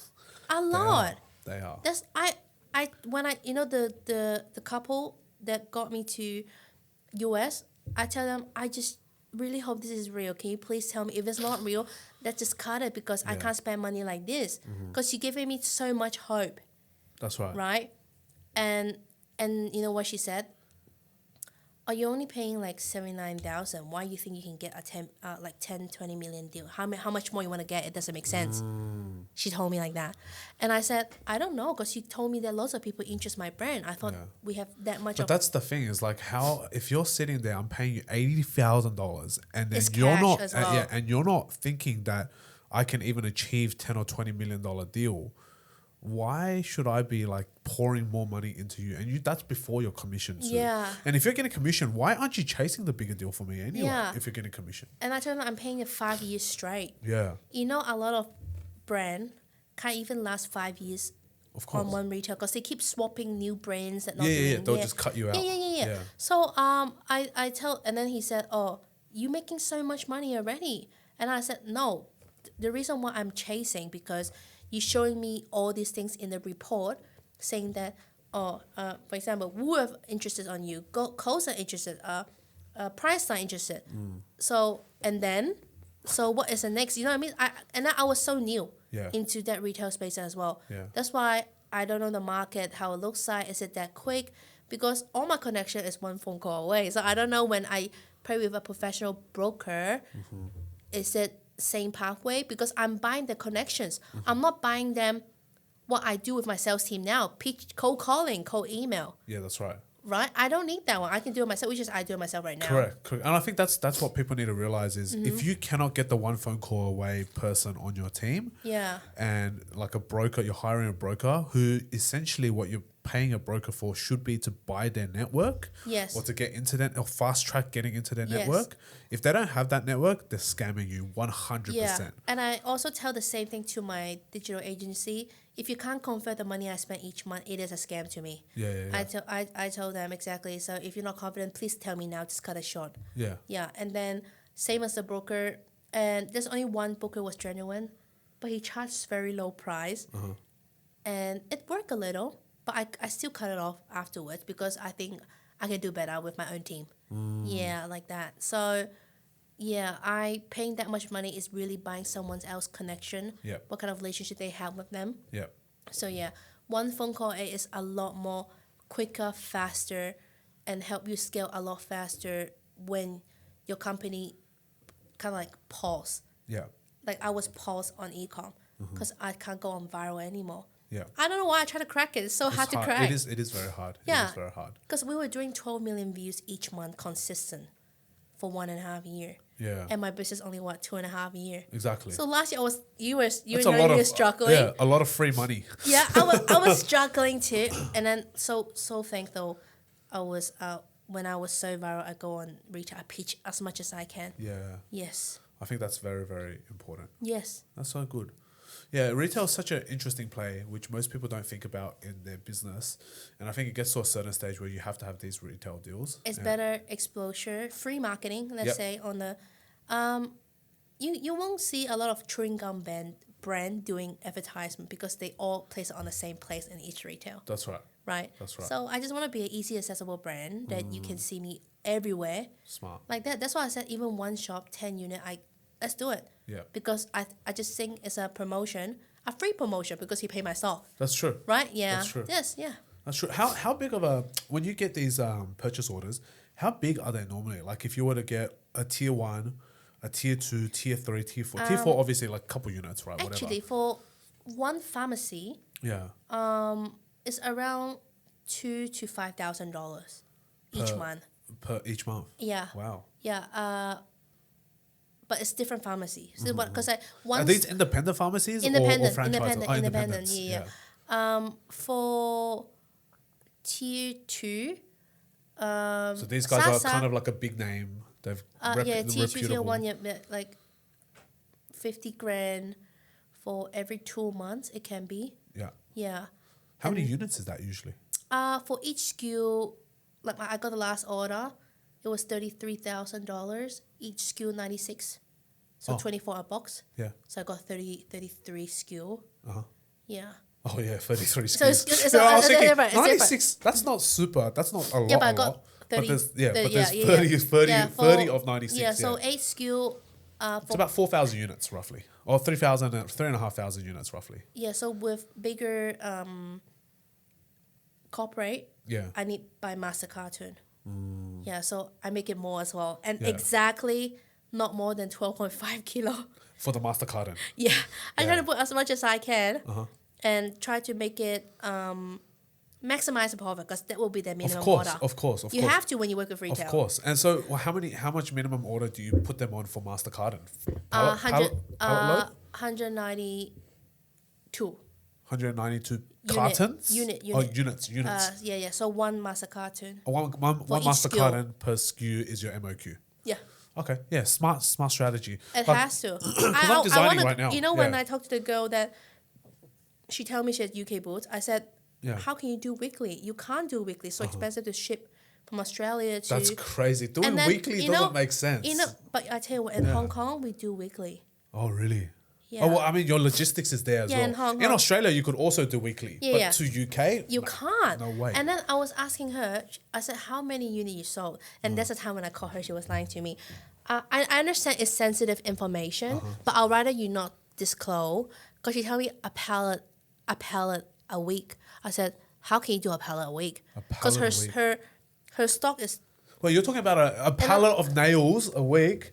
Yeah, no yeah. way. That's like 30,000 units a I week. thought, it's this small. I know how much nails. Yeah, are. I know. My partner has she has a press on nail business. Yeah. So I told her, know how big that's they are. freaking a lot of stock. A pallet of press on nails or a pallet of nails is literally maybe 30,000 units. Yeah. And I told her, like, that's crazy. But anyway, I don't want to... Yeah, you must be a multi-millionaire. And I told her, like, it's impossible to sell that much. Yeah. And then I asked her, so how can... I said, a pallet, I wish a pallet to UK is good. Yeah. Because our box is so small. And then... And I said, it's impossible because you only have 8 SKU. If it's like 20 SKU, yes, you can do a pallet for sure, for like mix of them. Of course. Yeah, but anyway, I ended up caught her like... I was not happy because I just genuinely just want to... Was she a friend or you just met her online? I met her online. I messaged her Yeah. because I saw her brand. Okay. She was telling people because I was searching small business UK boots like that. Yeah. And then she was one of the brand I saw it. Is she an Australian brand? Yeah, Oh, Australian brand. local? Yeah. Yeah. What, like Sydney? Loco Sydney. Melbourne. Oh, Melbourne based. Yeah. And then and at the end I saw it again. I do some digging. Yeah, she only I think in 3 stores right now UK boots because she got kicked out. Oh. Because she didn't invest on marketing. Because I told her working on corporate, no way, you don't need to invest on marketing. Because when my mom owned the shop, not many, like 69 shop, we still charge people marketing fee to Of do course. promotion on the store. Yeah. And then she said, I didn't do anything. I didn't pay anything. And I was so pissed. Because in Hong Kong, we really didn't do marketing because it's a very close and we did good sales because we provide models and live streaming girls for them. Yeah. To do marketing. So we sell through. And that's why I was okay, but I was feel unfair when I tell UK I spent so much money on the booth, on the influencer and stuff, but this girl, she does not even need to spend a dime. And then it turns out she didn't pay anything. She got kicked out because her sales was not good. Yeah. That makes sense. Yeah. And I said, okay, it makes sense now. I feel better now to paying that Yeah, marketing yeah. because before I feel very uncomfortable. Because you want the reorder, right? Like that first order is just a test order usually, right? Yeah. Is that how it usually works with these big retailers? They'll do one order, but it's usually a little bit smaller at the front. So September, September 29 arrive on all store. March they will do a new rebuild. Oh. Yeah. Okay. So March you also need to. So they'll test your brand for maybe 5-6 months and then review. It's 1 year. Okay. A 1 year year. contract. 1 year. I want to tell you there's no contract. Oh, so But just they kick have, you out whenever. but they have you a supply guideline that you need to agree. Doesn't matter no matter what. Okay. I think you spoke to Contour Cube, Sarah. Yeah. Yeah, because I met her for the last expo, online retailer.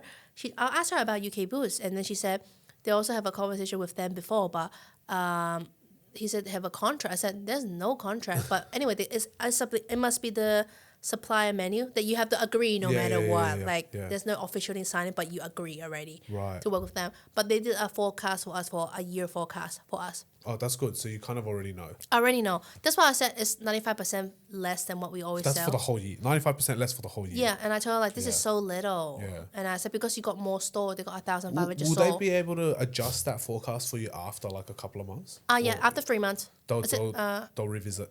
Yeah, after 3 months Yeah. because. Oh no, sorry, March. So half year. Yeah, after March. 6 months, roughly. Yeah. So but they're already asking what new product we have.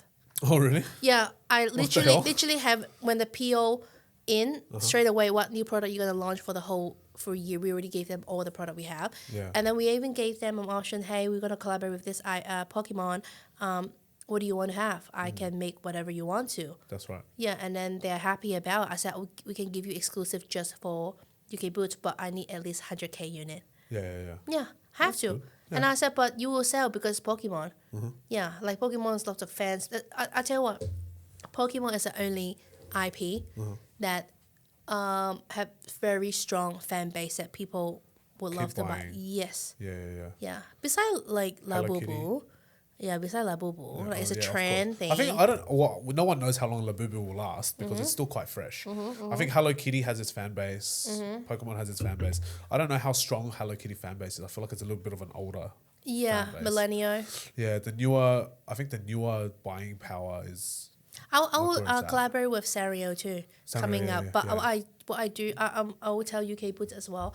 I'll do some blind box Sanrio. Oh, really? Yeah, and then with a lipstick on it, with a keychain. So it's a trend thing. Yeah. Right? And I tell Boots, like, I got all these things to support for your sales.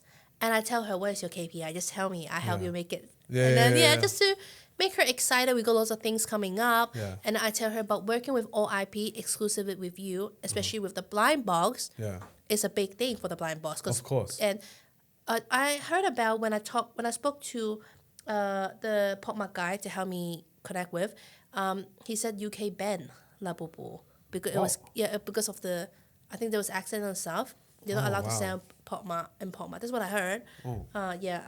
That's why when I told him like, oh, what is the licensing fee to get into UK, he said, oh, you can't sell in UK because of PopMart. They banned it right now. So it was around 3 million RMB for the licensing PopMart licensing? for Labubu. Or for just Labubu? If they want to Not even Skull Panda, not even everything else. that was just only Labubu. just a fee without the stock. Because you need to Yeah, pay of them course. 6 It's to licensing 8%. fee. That's right, licensing fee. And so licensing, for those who don't know how it works, is licensing fee, just a lump sum fee or a minimum sell fee. They call it. So whether or not you hit your sales targets, you still owe them X amount of dollars. Then they take a percentage of retail sales. Usually as well. 6 to 8%. Yes, correct. Yeah, I and had the then- conversation with Sanrio last year as well. Oh, yeah? Yeah. But we decided not to go ahead That was just the yet. cheapest one I found. Yeah. That's right. It Sanrio was is, just, I think 12 to 15K USD per unit. It was about, I think for us, we were going to do 8 products with Sanrio. And I think it was going to end up being 30 something thousand. Yeah, because they're going to count per character. Doesn't matter. That's right. Doesn't matter how many SKU. That's right. So it Yeah. seems like 30 something thousand plus percentage. And they calculate quarterly. They take your sales quarterly. Yeah. And then you pay them quarterly. Yeah, because commission. they count by the stickers, right? That's right, that's right. yeah, Yeah. So Labubu, if they want to reject you, 8 million.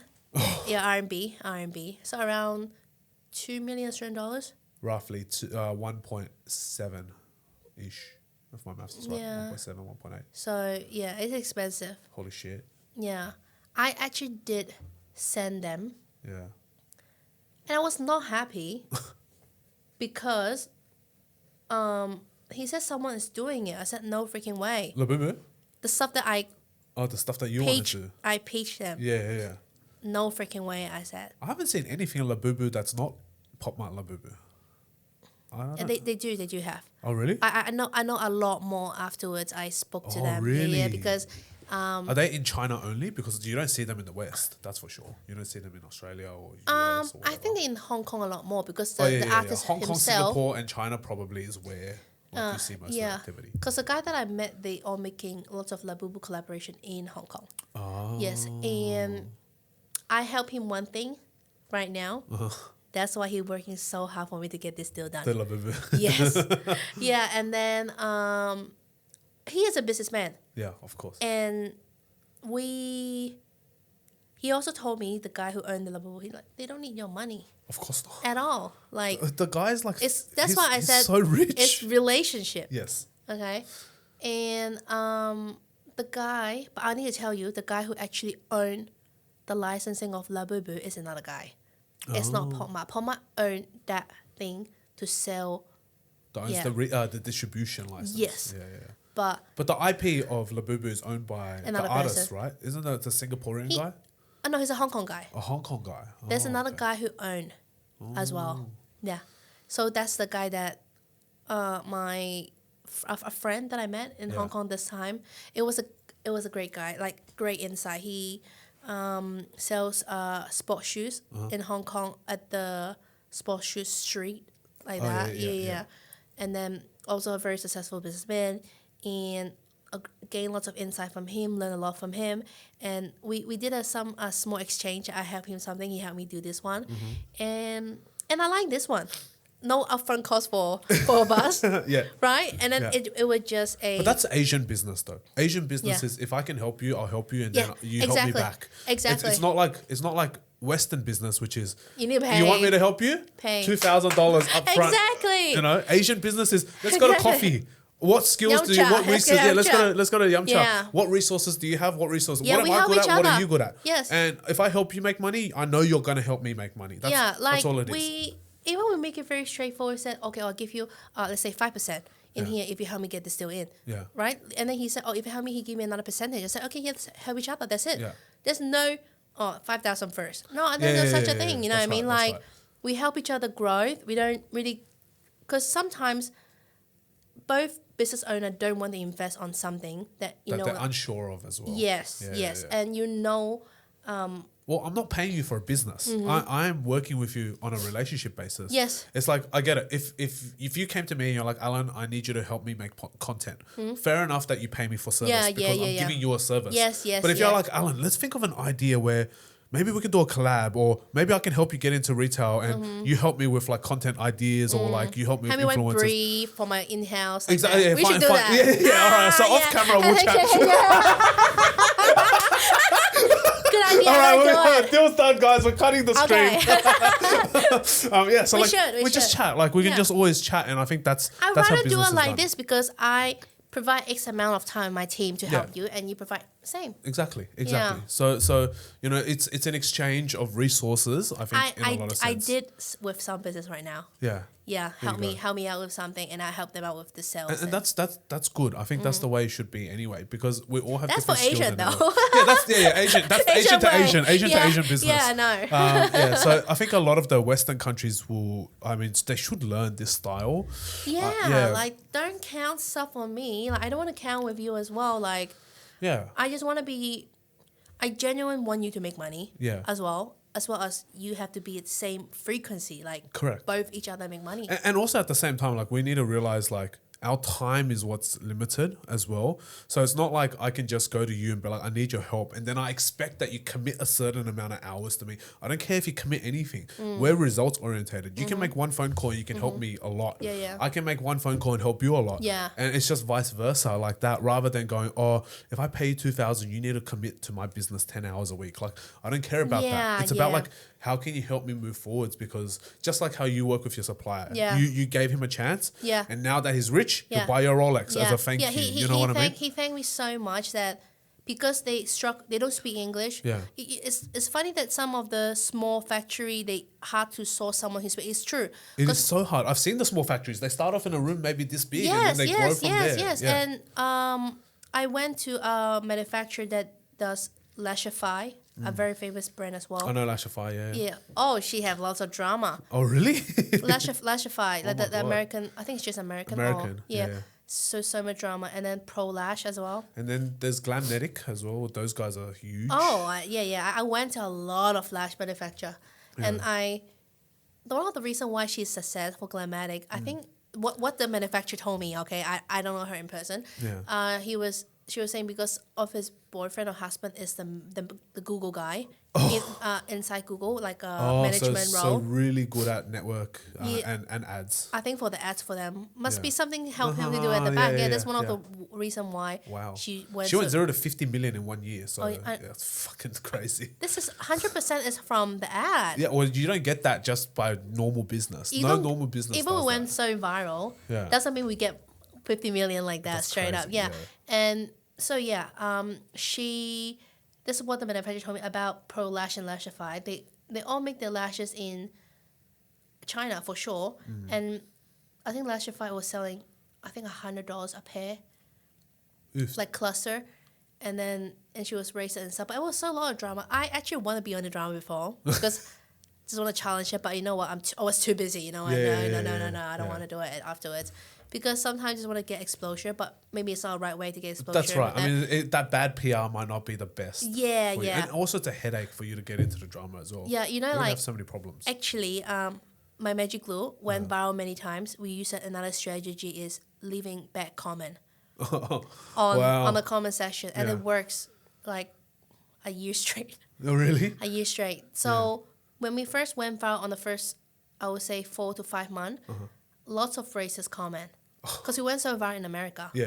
And lots of kids, racist kids. Yeah, of and course. then white lady comment saying like, oh, you guys try to be white people, Yeah. Asian fishing, all of things like that. And then Oh my God. every time when this kind of comment, at that time, was making lots of Asian backing us up. Yeah. Saying that like you just don't know. And I always make an example saying that how can you guys why you think making double eyelids is try to be white, but you guys tan your skin? Are you trying to be Indian or what black? Why you guys tan your skin? Who tell you about that? It's true. Yeah, all right. Like why you whiten your teeth? Yeah. You don't need to. Now, who taught you white teeth looks good? Who taught you tan skin looks great, Yeah. healthy? No, but technically you got burned. You got skin cancer from skin- it, right? yeah, Like yeah. it's weird. Like Yeah. who taught you this? All from social media, and this is how we go with like even Asian. A lot of people with monoliths, but lots of people have the white too. That's right. Yeah, like, and a lot of you realize in online people, there's a lot of them don't know what's happening outside of the world. Well, the people are sheep. You know, people are sheep. They, Yeah. they don't step outside their own box. Yes. And they hear stuff, and Yes. then they make automatic assumptions. Yes. And then it just kicks in. It's like a defense mechanism. Yeah. I think people are just scared of what they don't know. Yeah. And they're ignorant. And when they're ignorant, they lash out. And that's just that's what's crazy about social media is if you buy into social media to all the hate, you will die. Like it's just as simple as that. You just got to know that these people that hate, they're just like so small brained, right? They're so smooth brained. We call They them. Like are. they just don't think beyond critically. And also, if you've traveled outside your own country, you won't think like that. Yeah. So most people that are always racist, small minded, super negative, have only ever been in that one place Yeah. forever. They don't know any better. Yeah. They don't have a broad perspective of the world. They don't understand how everything works or happens. Even into products, very small brain. The reason I said that, there was actually a couple of big brands. I'm not sure should I disclose here. I was so surprised they went so viral when they claim that they make that product. Yeah, which is all bullshit. It's all bullshit. I was Yeah. like, I was using that thing when I was 20 years ago when I was in like junior school. Yeah. And there was another brand making another makeup on the eye makeup. They said she make a good storytelling. Okay, everything is about storytelling. Marketing is just storytelling. Storytelling. Unless you can show me your patent, Yeah. your actual design. But those are bullshit too, I would say, because Lashify, Yeah. she patent lash cluster. Yeah. This one, Yeah. She said it's her pattern. Okay. Like last cluster is her pattern. What the hell? Like China have it like what 40 years ago? Exactly. Long time ago. You can't pattern. I think pattern works funny. I don't know how it worked. It just I was surprised she got the pattern. Yeah. She got 750 pattern of the lashes. I think it's no Whoa. one go get it. So Yeah. that's why she got it. She just but, grabbed it. But also someone says Yeah. it's not work like that. It has to be proving that you're the. I don't know how she. You're the creator of Yeah, it. You yeah. have to prove that you have Yeah. the designs or the papers Yes. or the drawings. Yeah. So I don't know how she got it, and congratulations, you got it. You know what I Yeah. mean? Like, but I really saw lots of brands that make a very good story that's claiming that they're first creator. I was like, good on you, good Yeah. on you. But But it works. Like yeah, from a it works, marketing yeah. angle, it works. it Marketing. works. But sometimes it's also about because you then that is the moment that I realize a lot of people don't know shit. Same as the Ali product. That's I was true. surprised lots of people don't know Ali product. And one of the reasons people ask me why I got successful because I brought a Asian product who doesn't speak English because Japan is the OG of ID product. I translate into English and I promote it because and the second reason why I success is because I changed the formula. Common issue of ID product. Yeah. Which is visible, can't work with makeup well, can't be seamlessly looks good Yeah. on your skin. And I changed the formula, that's why I make that one. And I realized how the world is so freaking big and a lot of people do not know That's true. about a lot of product. And then that's what you sell to. You sell to the people who don't know these products, and we're the ones that are going out there exploring and Yes. finding these things. Yes. You know, and And- it is true. Yes, and every time when I go travel, I always go to the local shop. I do not go any luxury mall. I don't Yeah, because need. that shit is all the same. Like luxury Exactly. malls, They all the same. all It's- exactly the they're same. all around the world. They got the same system, the same Yes. IP, the same designs. Yes. You And have to go to the local shops. Yeah, I always go to like Watson in Philippines, Indonesia. I go to Boots. I go to called Shoshola. In Hong Kong, I go to like obviously Sasa, Donkey. Go inside, have a look. What are they selling right now? Yeah. Only buy local brand and have a look. What is happening in the market right now? Because because our customers are local. You have to be with the local and see what they actually want. That's right. And this trip that I went to Indonesia, it gave me such a big inspo that I know what I should do next. Yeah. That's so smart, and I think that's such a great way to find products. Yes. Because a lot of people, all these gurus teach out there, or use this tool, scan this item, da da da da da. I think that's like basic entrepreneurship, basic business owner sort of things. Yep. As you get more advanced in business, it's about how do you develop IP, how do you innovate and create new IP and find things that are interesting, already selling, and maybe how do you make it better? How do you innovate on that? Yeah, 100%. That's how you build a bigger business over time. And I think like you've done very, very well. It's a multi 8-figure business now. And that's something that people need to be aware of is it's not as simple as just find something on AliExpress and try to sell it for 5 times the price. It just doesn't work it that is way. really hard. Like Yeah. our second year, no, our the first 8 months were great money, and then it went super good money, and then it dropped so quick because we couldn't scale anymore, and I was panic, and then tariff, and then luckily have UK was. So there were lots of things happening up and down so fast within a day, and what I realized is, sales team makes the biggest way and fast. It scale fast and happen fast, and the money coming fast. And until today, I'm so appreciate this happened. It really saved it because I watched it one TikTok. Yeah, just for one TikTok. One TikTok. Because the conversation was like, why she was stuck like in 5 million. 'cause She she couldn't scale anymore because you don't have sales team. And I said that was right.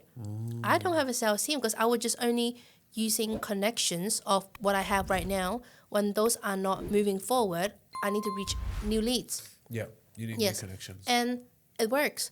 Yeah. And I then I'm sorry, my sales team annoyed the guy in Woolworth so much that he called our company phone number, and then he said, "Are you Kimberly?" which is one of the sales girl.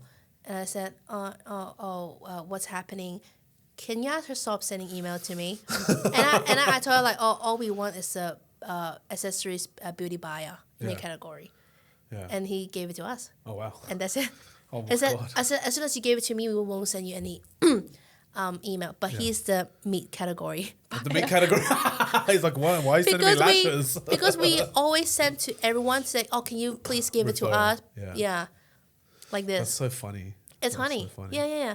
Well, you got to do what you got to do, right? And that's what people need to think about is Yes. business is not a straight line. It's lots of like twists and turns. Yes, and yes. You got to overcome so many different obstacles and think outside the box to get the deals. Like some of the girls who got their stuff into like Mecca, for example, they went into the store, they moved the products, they put their own onto the shelf, and did that sort of stuff. I saw it. Yeah. So it's crazy. Mecca right? also reject us, and we know already at the very beginning because our bread is not for Mecca. It's not high end enough. Yeah. And when I go shop in Mecca, I realize it's actually very expensive to shop there. It's not It cheap. is quite expensive, yes. Like a bottle of Charlotte Tilbury, I think $80-something.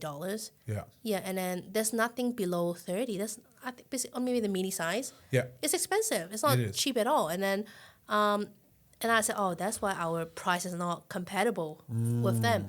And the packaging has to be those heavy bottle one. Yeah. It can't be paper box like that. It has to be nice looking one. They want the premium.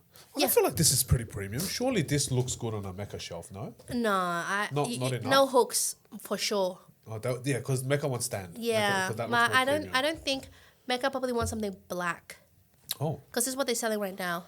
A black Interesting. color, strip lashes. yeah. Yeah, Interesting. Yeah, I mean it's always hard, and then you got to time it so that it makes like your packaging has to be sent in to them for sampling, and then it's got to also make their range review times. It's not easy. that's one thing I forgot to share is when I pitch buyers that I know is what my target customer gonna go and what they're looking for. Yeah. I send them a very extreme PR PR gift. box. Yeah. Yeah, not just like that. So what I did is, these days are very trending. I don't know, do you know? Probably it's a girl style. A belt cake. So A belt cake. like a sushi train. It's a toy. It's a kid's toy. Oh, okay. But we make mini cakes like this size, smaller than this. It's on a sushi train, and all 10 of them. And you send it to them.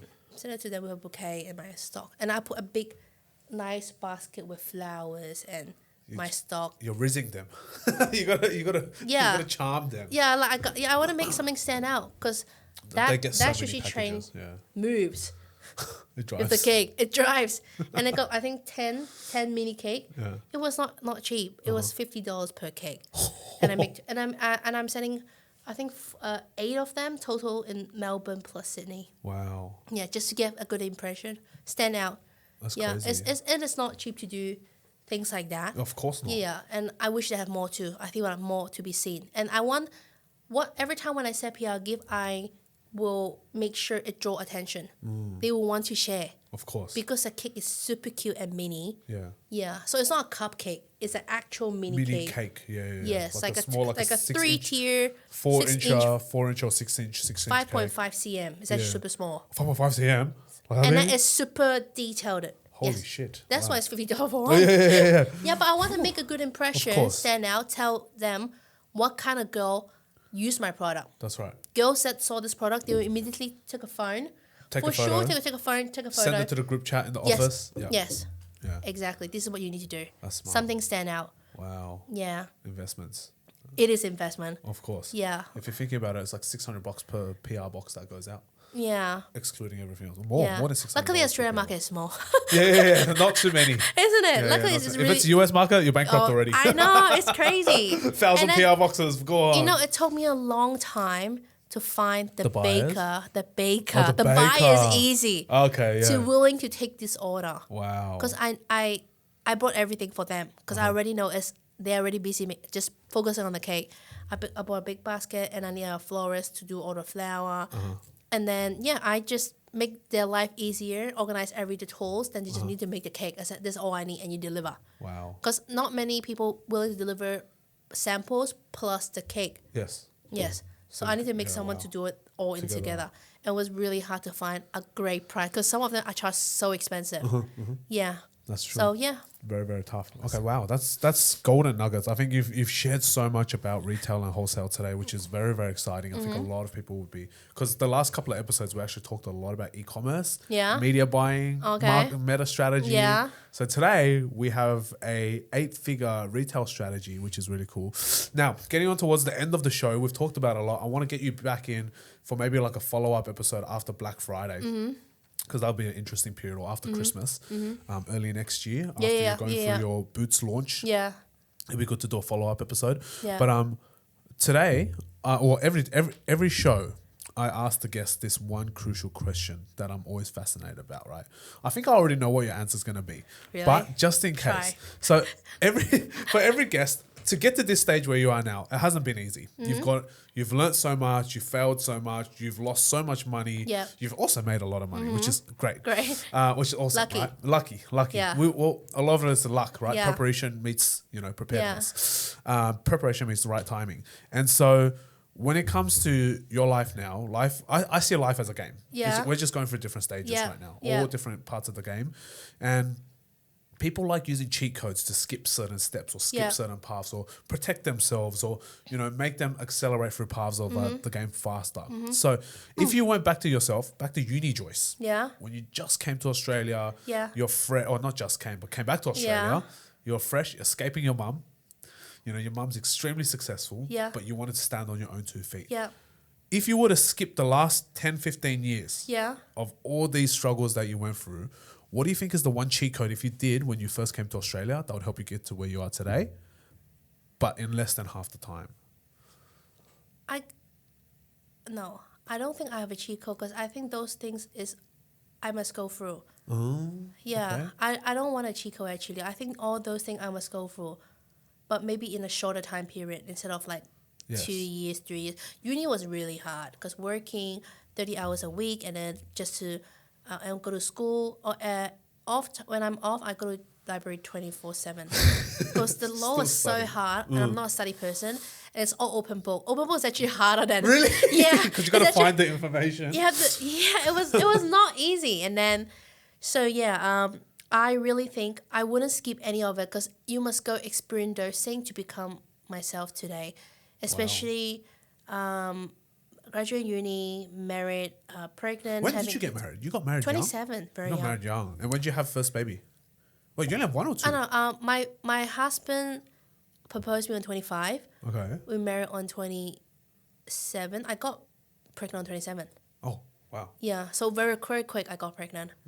Yeah, he proposed to me right after I finished You uni. only have one baby, right? Or One two? baby. One. Oh, gee, I think I couldn't do my business. Maybe Yes. another 10 million, then you have the second one. Yeah, I told my husband I need to find more money first. I told him, 'cause the first few was really hard. But because I go through all this, it really makes me become today. I wouldn't skip anything. I have no regrets because I think all those things I must go through. Wow. And it made me a lot stronger, mentally stable, a lot smarter how I met people. Yeah, I think I need to go through those. This is how I become today. Wow. I don't need to skip anything at all. Crazy. I won't regret even like how for example, about my father, how he hit me. Those things I almost go through. And how I met my husband, how I failed it, how my mom cut me off. That was the hardest thing, cut me off. How my friends left me. I appreciate those happen. And really, really brings how I do everything today. Wow. Yeah, and one more thing that I learned really well that I must go through by people got scammed, hire employee, fire everyone in Australia, hire fast, fire fast. That's it. I'm no longer building a relationship with any employee anymore. Wow. No more. Yeah, because I put my heart out. I'm sure you go through this. I put your Look, heart out. I'm exactly the same. I You got understand. betrayal. Yeah, all the time. But I also think on their way, they are not the owner. The money that I found, they feel like they didn't get enough. Yeah. And like for example, when I first built my sales team, they got sales, and they think, oh, the order is so big. How come I only got like 5%? I said 5% is already a lot actually. That's huge. If they do $1 million order, that's 50K Yeah, bonus. and then I tell them like, but to them, I get more. The company still get more. Yeah. So, what I did is, I take them to UK. You know what I mean? Something they never experienced. Yeah. Things like that. And yeah, and again, no relationship with employee. I don't need any more. My mom already warned me about this one. She said, "Oh, you told them so much about yourself. You shouldn't be I've there been like that." warned many times as well. I Yeah. just want to be nice. I just I want to be a good nice. person. I just Exactly. want to be a good person Exactly. to my I don't want to be a good person. Or I'm happy, especially right now. I hire people from Indonesia and Philippines. people. Yeah. Like some of the girls that I brought to UK, they never been.